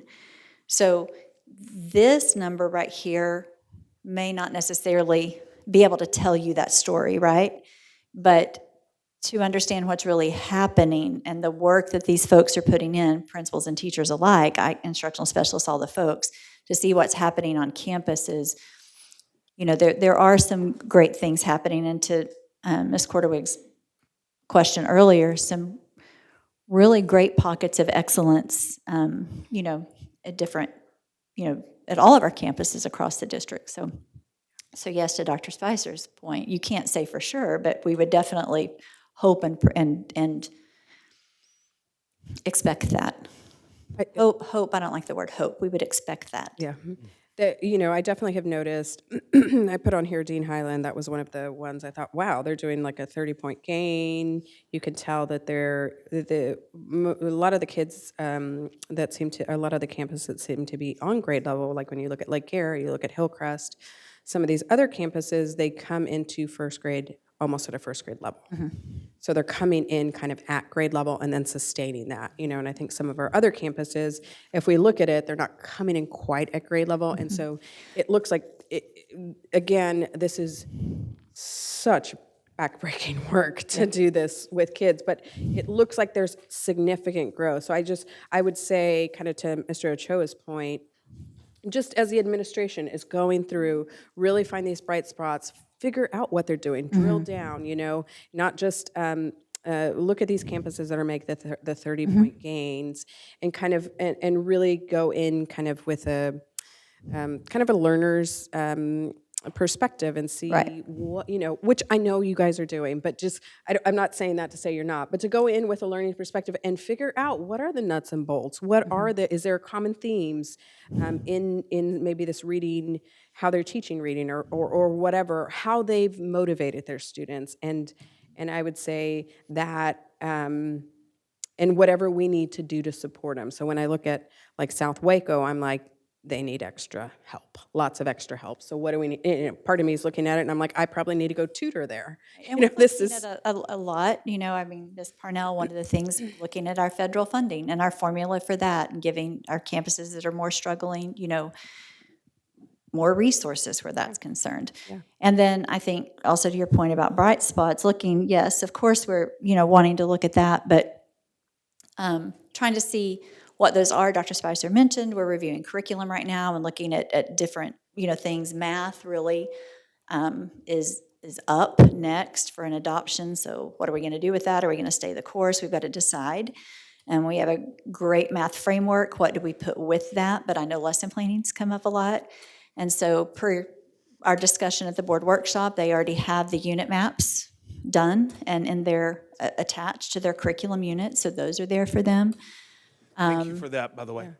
Well, the coordinators did the work. We Well, just tell provided the people time, thank you so for they're awesome.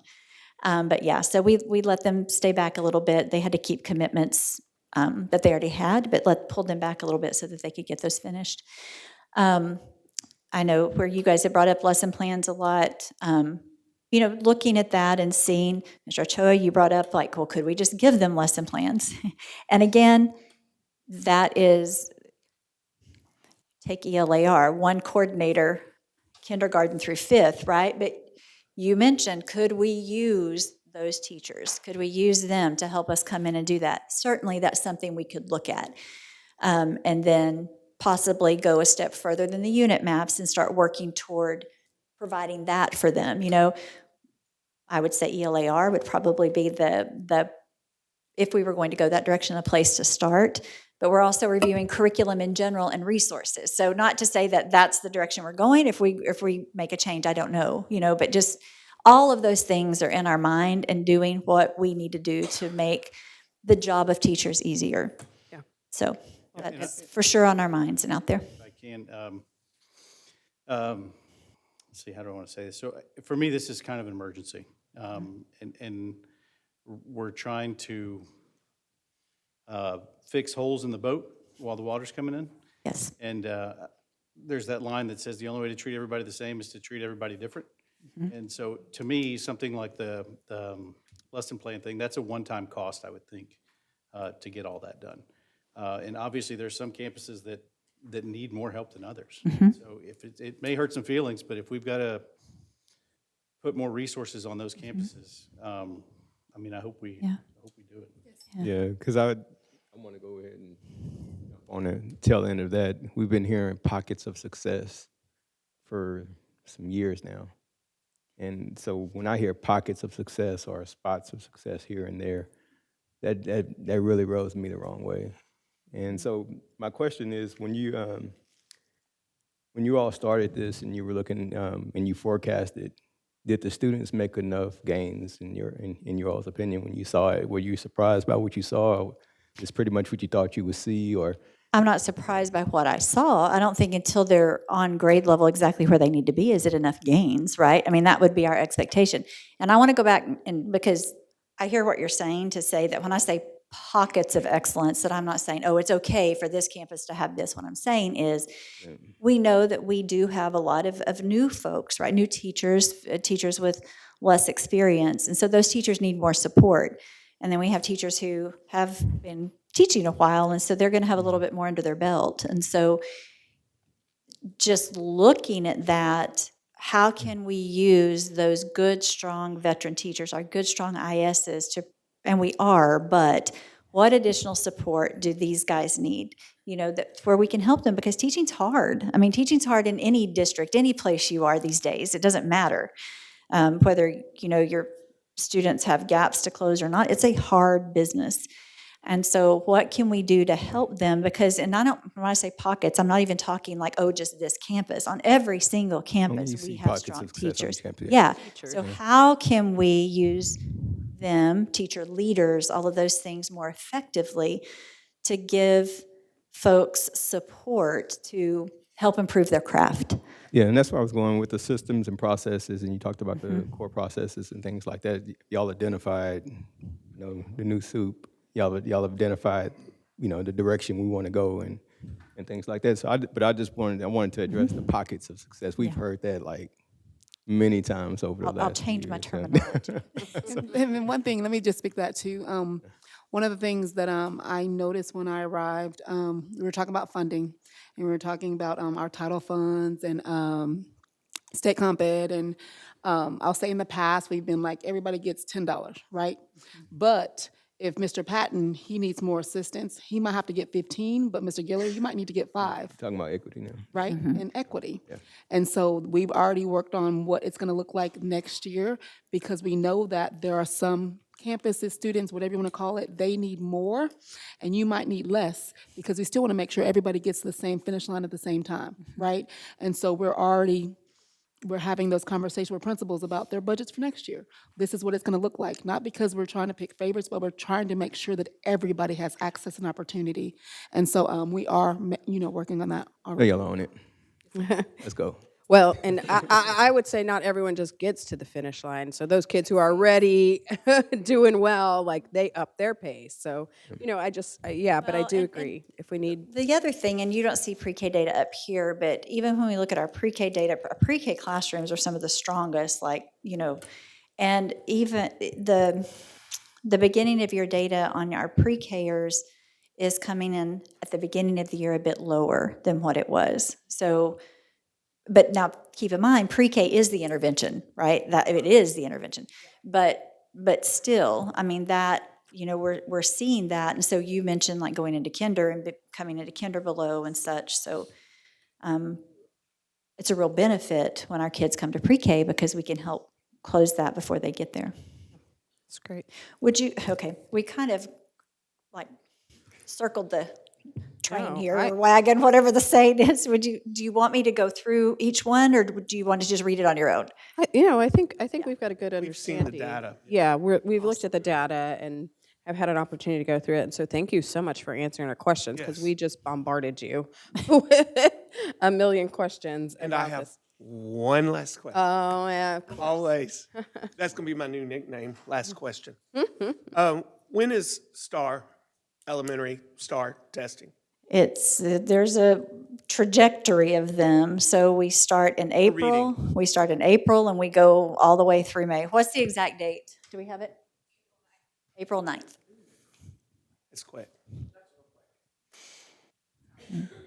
And you all do have access, if you remember, how to get to because with your login, the district curriculum website that we took you to during training that night, when you get on that main curriculum site and you open up where the curriculum is, there's a little link down there that says assessment calendars, and all the assessment calendars for state assessments, iReady, TELPAS, even district assessments are down there. I mean, we could send that to you as well, but you always have access to that, and now you know how to get into the curriculum as well. Great. Hey, thank you, Dr. Kornblum. I appreciate it. Yeah. Thank you, Dr. Kornblum. All right, Appreciate thank it. you.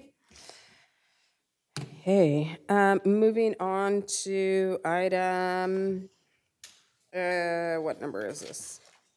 So sorry.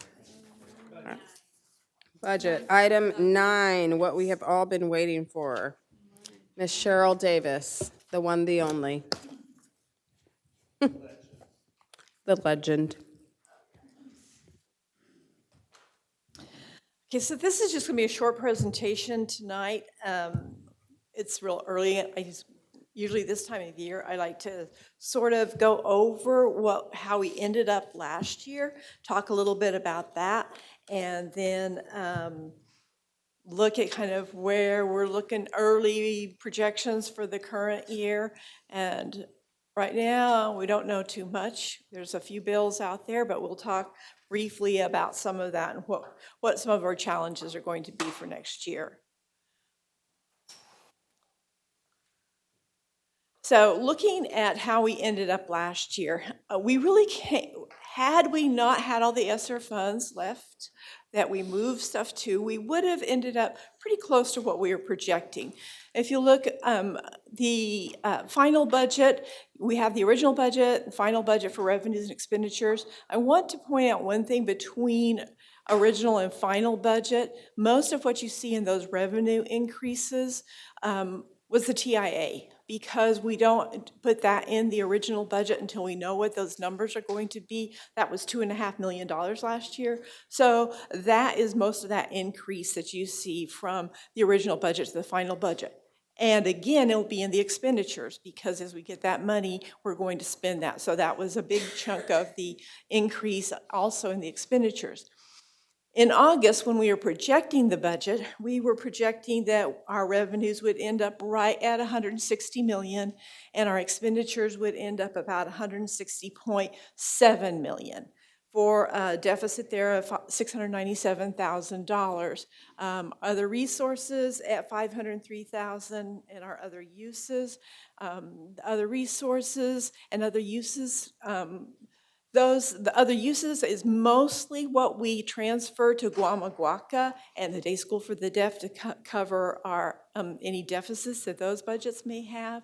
And our other resources is really an accounting treatment for leases and subscription-based software. So those are sort of in and out, and they're up in the expenditures as well. So anyway, we had thought we'd end up in the red about $536,000.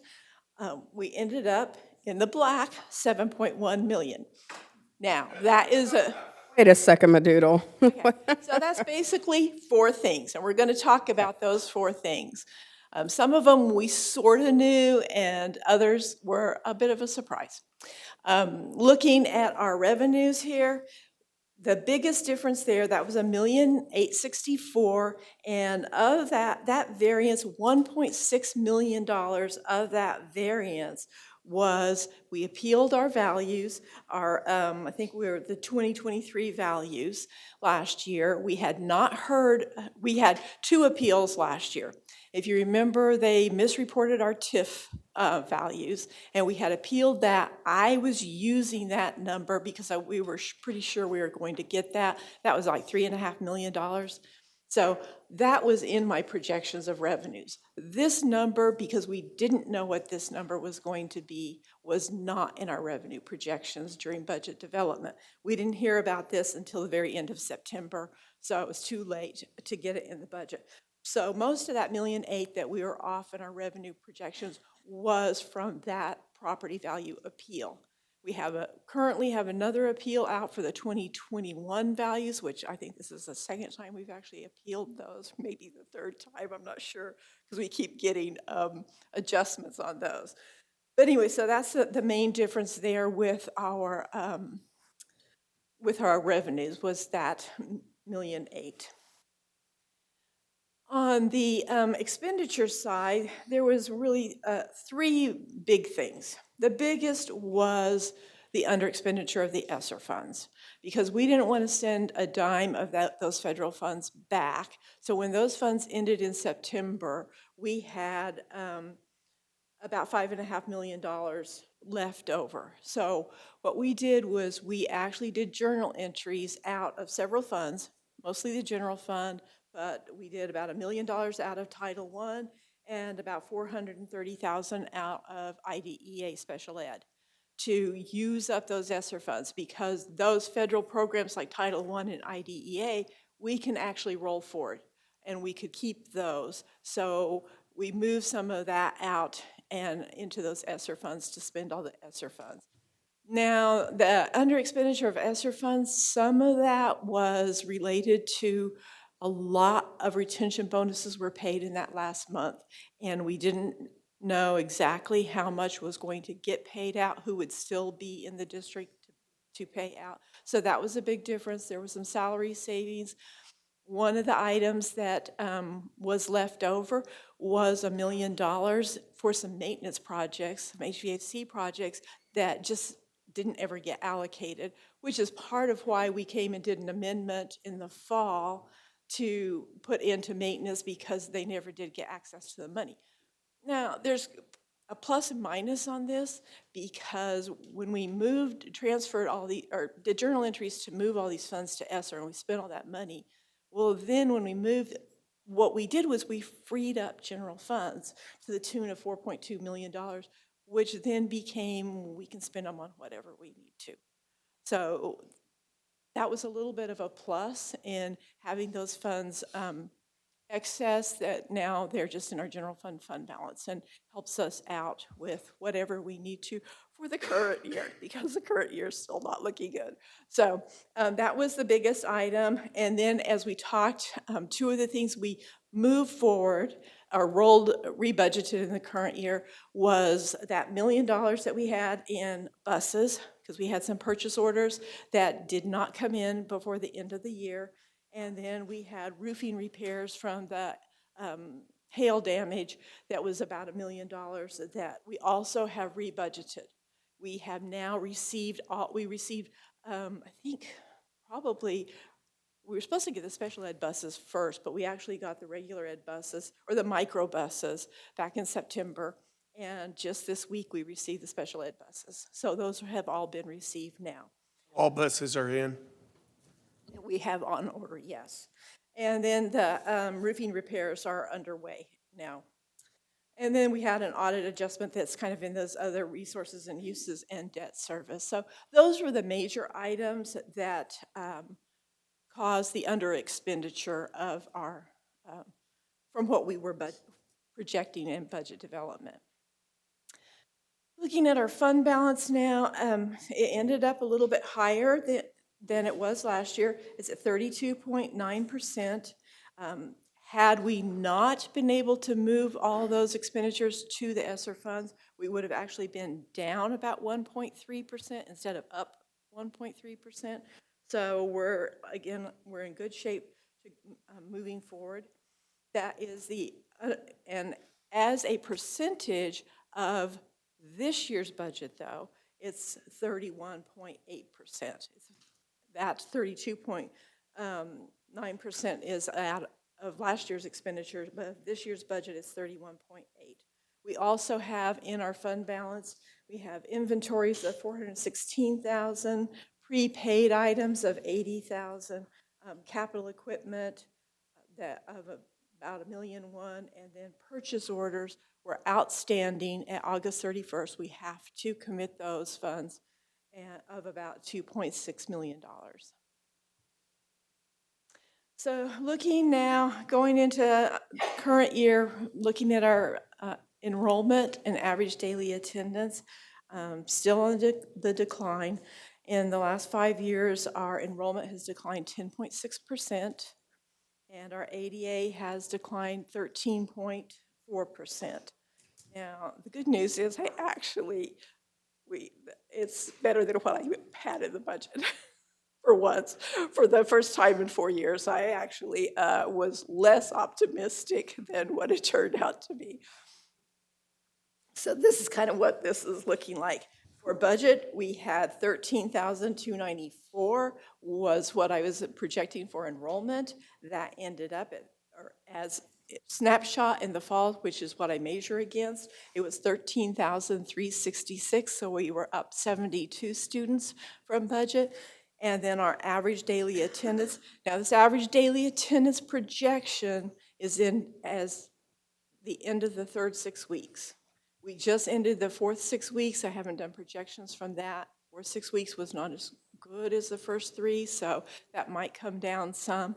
But again, it's higher than what we had projected for budget development. Our comptroller's property value study, as we've talked about before, the values that we use to develop our revenue estimates for this current year, we found out what they are this January, because we don't actually know until we're halfway through the year what those values actually are. So we did a really good job on projecting that. We were only off 0.036% on that. So our values, we came out real close. Right now, it looks like our foundation school program revenue is up about $1.6 million. Most of that is in special education and some CTE revenues. We're down in some other areas, but most of that $1.6 million is special ed. And then our maintenance and operations property tax collections. This is a real concern. It's going to be a real concern, I think, in the coming year too. We've been having these huge value adjustments in our property values. And I discussed it also in our financial statements this month, but we have had, in the current year levy, we've had a levy adjustment of over $500,000, almost $600,000, and we still had $600,000 of levy adjustment for prior year's levy because of the frozen homestead exemptions. And so they're still going back and looking at that, and I have a concern with the bills coming forward. We're going to have another compression and a higher homestead exemption, and I'm worried that, we're going to have another 2 or 3 years of adjusting to that because it'll be done immediately. But anyway, so right now it looks like we're down, projected to be down about $3.8 million in our property tax collections and local revenue. A little bit of that is also investment income, but the rates have not come down like they were talking about for interest rates. So we are still generating pretty good revenues in our investment income. Now, I serve on the state board of Texas Realtors Board of Directors, and we had our annual meeting 2 weeks ago. They are proposing and legislating and sending all their PAC money to increase the allotment to $140,000. And so that will affect us quite a bit. Talking about the attendance numbers, and do we have an idea if we could increase our attendance by 2%, what that would mean budget-wise? Like, what would 1% mean? Because I know 2 years ago, Dr. Edison was charged with that, and then we had transportation come up. I'm just curious what kind of investment comes from strategically starting. We have those kids. It's not like they're not enrolled. What kind of, I don't know. Haven't calculated that in a while, but I can get that number. that would be great, because I got a feeling if we could see 2% increase, we would be amazed at how much money that would mean. And so if it costs us $100,000 to make that investment, but yet we recruit 500,000, that seems like a smart investment. But I'd just like to know that number per 1%. What does that mean for us revenue-wise? And I know she'll get you that number, and we'll put it in a district update. But one of the things that we've been doing is, as a leadership team, we do talk about our attendance data by campus, right? And so with Mr. Jerry and his leadership of that team, we're tracking that. But we also, we put it out there to the principals. This is where we stand. And if you get your attendance up by this percentage, and we even went so far to say, hey, this is your percentage that you need to get to, I'll say 94 if that's a number. These are the students, this is their information, so we have put that out there so that we can get that up. Two things we win with. Academically, we win because it changes our 40 comparison groups, and then two, financially, we win because we have attendance in ADA. So that's something that's on the radar. We give them numbers and goals, but do we give them strategies for increasing that number? We're working on that, and I had a meeting last week, and I told Mr. Jerry, I said, we have I'll say a vendor who might be able to help us, but I told him I want it free first, and then I get results, then I'll pay you on the back end. So we're working on that right now because we do need that help. And Jonathan, I think the House bill has been filed for the 140,000 homestead. That's been filed, I think, this week. Yeah. To raise the homestead exemption. The Senate bill went a couple of weeks ago, was already filed too. To Jonathan's point, I serve on a national board and serve with this one gentleman who works for the campaign for grade level reading.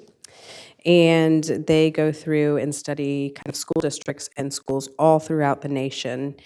and help them with kind of this reading and academic standards. And one of the big levers, there's like 4 or 5 levers, one of the big levers is getting kids in school. Getting kids in school and having them just be in school is one of the levers to help increase grade level reading. So, yeah, let us know if you need money for popsicles or pizza parties. I'm in. Was Dr. Edison's old position a grant-funded position? It was funded through ESSER. Yes, sir, yeah. Okay, so looking a little bit, 25, 26, as I said, there's bills been filed, but let's talk a little bit about our appropriation side first. Just looking at, we haven't had an increase in the basic allotment since 2019-20 school year. So this is, in that same time frame, this is the kind of increases that we've been seeing. Vehicle fuel went up 49.5%. Utilities, only 10.2%. Now, we have bought electricity out till 2031, 33. We have actually bought our electricity out, bought our rates. And so that's the reason I was looking at Richardson's, and theirs was much higher as far as utilities. We have utilities locked in till 2033, so we are not seeing the kind of increase that some of the other districts are there. Health insurance, 33.6%. Property insurance, 89.5%. There's actually a bill out there that was talking about helping districts along the coast and everything with property insurance. And we're going like, wait a second, it's going up across the state. It's not just those districts that are on the coast, but 89.5%. Safety and security, because of the requirements that we've had, has gone up 47%. And then just the cost of living has gone up 22.5%. Wow. Can I make a recommendation? This, to me, we have probably lost the voucher battle. But I think the battle now is on to get our funding equitable to what the voucher monies are going to be.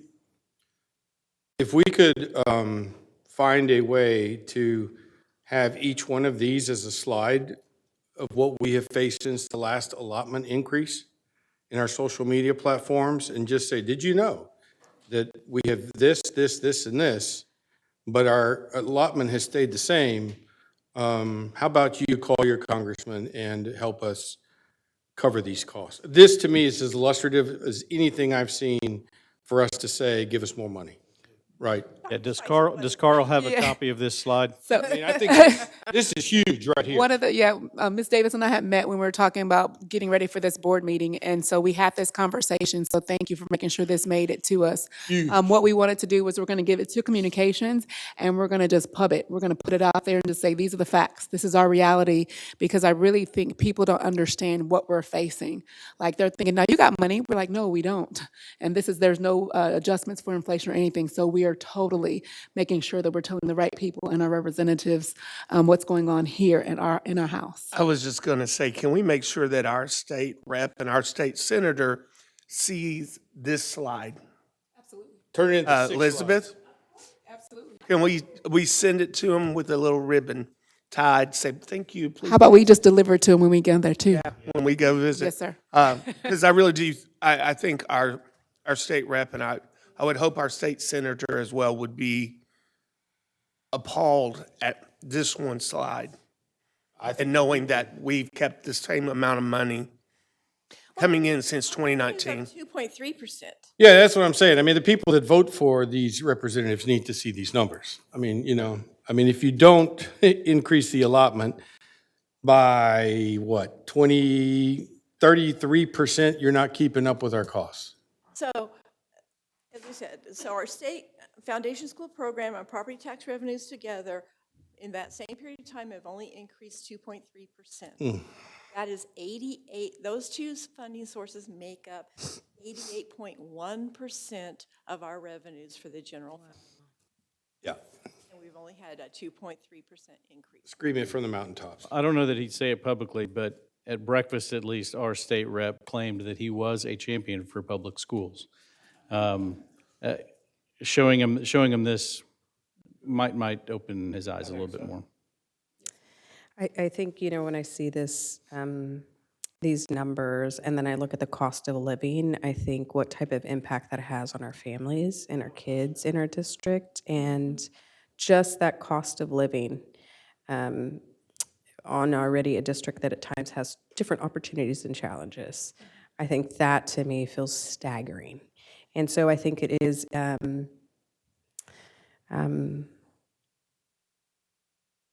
needed for our reps to understand the severity of this, just the cost of living, what it does to our families, what it does to our kids, and then to know that, hey, they're not alone in this. Obviously, the property insurance, I think that would be such an easy win to say, hey, our property insurance has gone up 89.5%.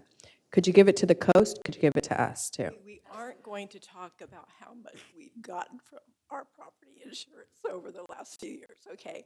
Because that is more like 25 million. So, Yeah. But anyway. Thank you.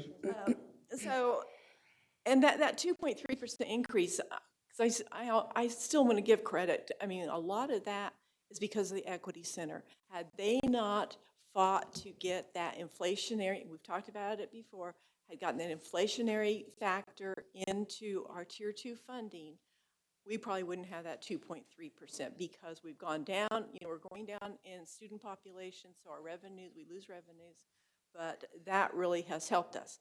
I mention that because with the real estate market falling out in Austin, we're not going to probably generate those kinds of funds off of that inflationary adjustment because it's based on the Austin values. So, May I make one more comment to your last slide, Cheryl?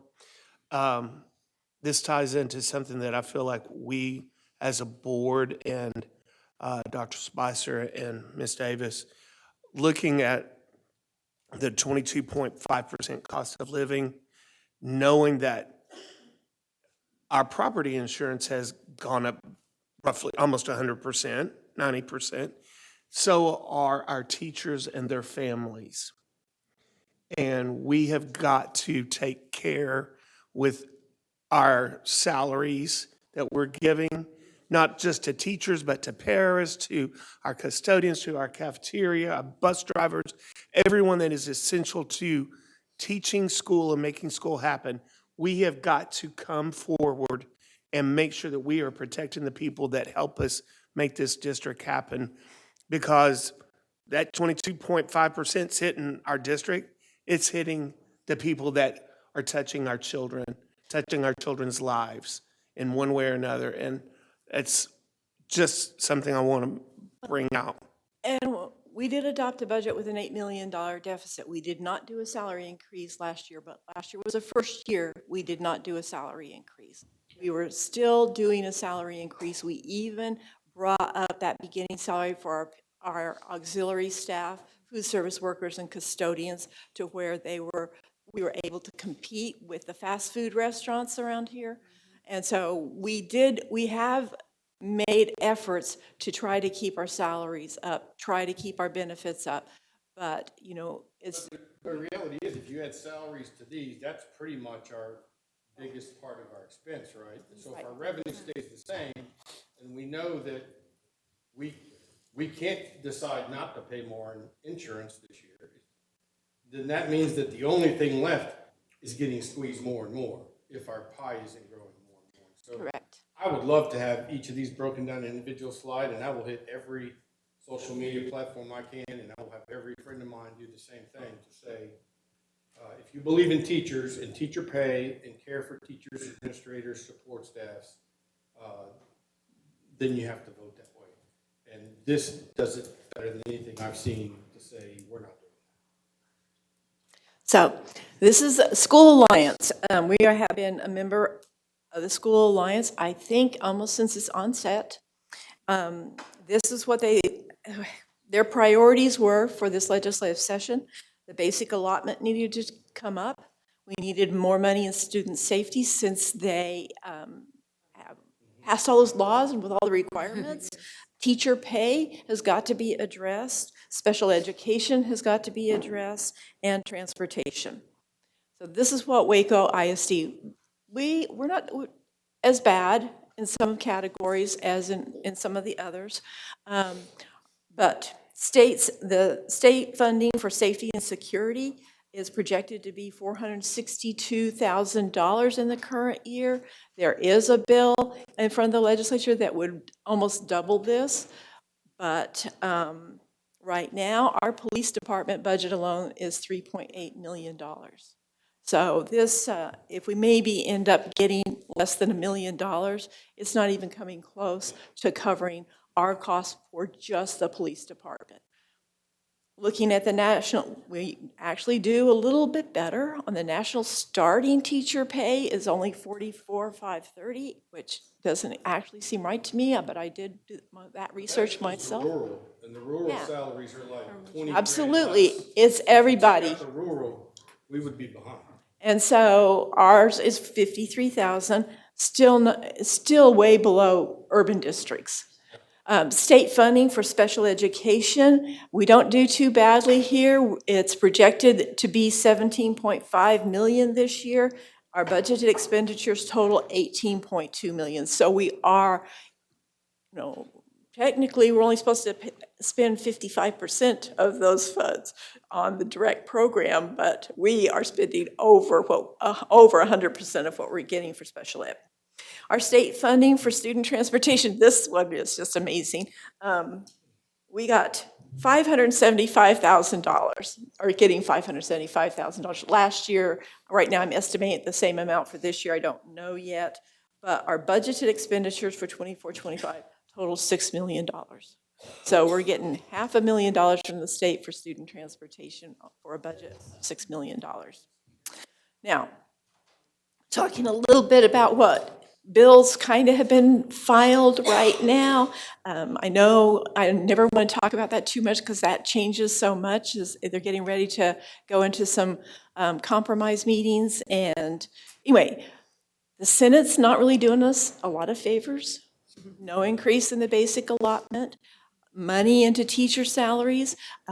For a district like us, we would get $2,500 for teachers with 3 or more years of experience, up to, 3 to 5.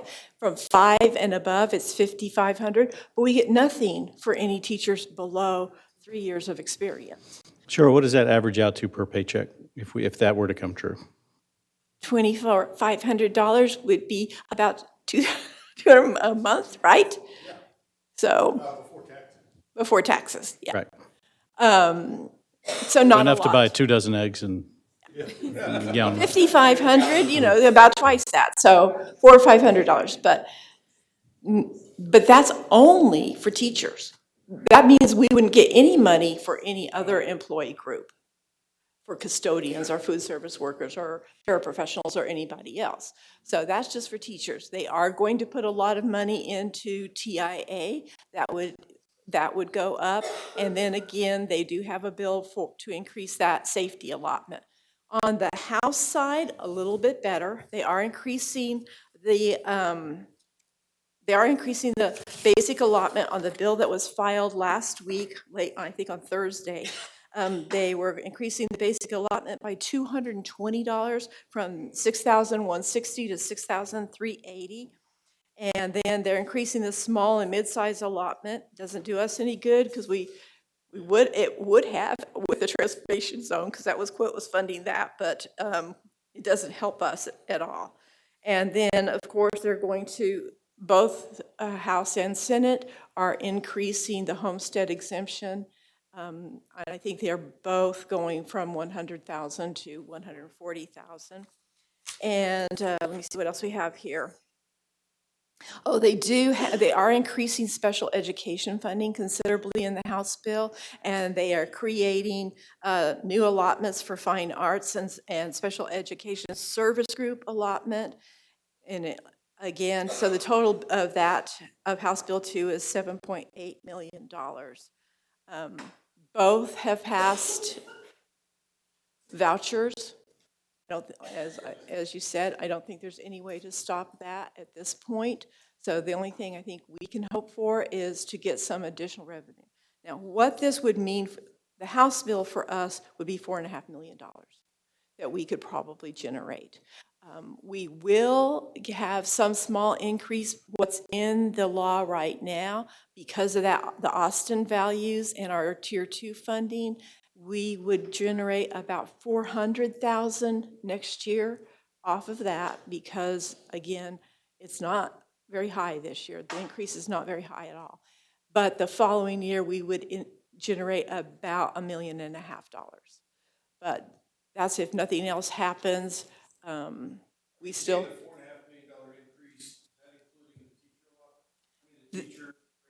No, this is just because this is just for the basic allotment increase would be $4.5 million. Yeah. So we have adopted a budget with an $8 million deficit. Now we'll underspend that. You know, as I said, when we adopted it, well, probably half of that will be underspent at least. But we don't have as much, you know, with ESSER funds and other funding sources to spend this year either. So we'll underspend that, but even if we underspend that by half, this basic allotment increase would only make up that difference. It would just make us break even. With no salary increases or Right. anything else. So now, we do know we have some savings that we will see in closing Alta Vista. Just administrative costs, the fixed costs off of that will probably be about $700,000 in savings. But Is that through M&O? Yeah. Okay. yeah, that's staffing. You know, that's your principal, nurse, counselor, those people that will be moving to other campuses into current positions. Right. So we're absorbing them. So it's just the building itself is what we will. we are absorbing the people, not the position. Right. I meant absorbing the teachers and administrators. Dr. Lopez, tell us if, I can't remember exactly, a 3% increase means a $3.5, $4 million? Yeah, I think so. Is that all right? That's correct. $3.5 million.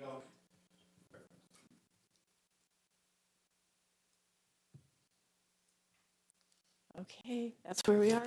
Cheryl, I have one question for you, Lee. Going back, it says page 6, it was with the fund balance table, and you were talking about committed fund balances. Uh-huh. And you said August 31st, 2024, we had 2.6 million purchase orders that we had to carry over. We carry over the purchase order. We don't necessarily carry over the funding. Everybody is told at that point in time when they're issuing purchase orders that It's going to come out of your next year's budget. it's out of your next year's budget. Now, there are some cases, you know, that was beyond their control, that maybe the vendor couldn't deliver or whatever, and we will roll some of those forward. We didn't roll a lot forward. I think maybe a few $100,000 this year, but That 2.6 came from this year's. they have to cover it with their current year budget. Okay. That was what I was asking. I leave the ability, I'm not like a lot of CFOs that close purchase orders in May or something and act like the district's out of business for the next 3 months. I leave them open for people to spend. I used to leave them open until August 31st until my staff was not happy with me, so we close it. Usually like the end of the first week or so of August, I think. But yes, I leave them open, but people know if it doesn't come in, they have to cover it next year. All right. Thank you, Ms. Davis. Ms. Evans, this was really, really easy to read for me. Thank you for that. Okay, moving on to announcements. Ms. Cox, hopefully I'm excited about the basketball game. I was going to say, feel free to steal my thunder. It is definitely worthy of celebrating. Good evening, Madam President, Dr. Spicer, trustees, Waco ISD fans. We must make the trip south on I-35 to Temple High School tomorrow night to cheer on our Trojans In the regional finals, boys basketball playoff game versus Colleen Ellison. If you weren't already fired up, Mr. Vidania has some video for you to watch. We are ready. We are ready to face our district foes, Colleen Ellison, tomorrow night at 7 p.m. I hope to see many of you there. I know I will be there. Temple High School, yes, sir. If you prefer to stay in town, there is still great student activity to take in. We can host you at Tennyson Middle School for the second production of High School Musical Junior tomorrow night at 6 p.m. Tickets are $5. Mrs. Barrera was there tonight and said it was a packed house. So definitely worthy show to go check out in their beautiful new facility. This is their first production, I believe, in that new campus. So definitely worthy to go watch if you're not at the basketball game. There's your options. This Saturday, Waco ISD police officers will be taking the plunge for Special Olympics at Hawaiian Falls at 9 a.m. I want to thank Chief Goodman, Lieutenant Freeman, Sergeant Martinez, Officer Gerst Jr., and Officer Steiner for supporting this worthy cause and our students, and for the communications team helping pump it out. Wendy, will there be media there to capture? And I bet Chief, his prayers are answered for warm weather. Yes. What if it was last week, man? It was rescheduled from last week. It would be week. a polar So, plunge. yes, most definitely. As Dr. Spicer mentioned, next Tuesday night, March 4th, we will be hosting our final attendance boundaries public hearing at GW Carver at 6 p.m. Hope to see many, many people there. And then next Friday, March 7th, is a student holiday, Staff Development Day, as we send everyone off into spring break, a hard-earned spring break, March 10th through the 14th. Thank you so much. Awesome. Thank you so much. Okay, let's see here. I think with that, the board is going to go into closed session at 8:20, this time pursuant of Texas Open Meeting Act, Texas Government Code 551, Section 071 and 072. No action will be taken when we come back.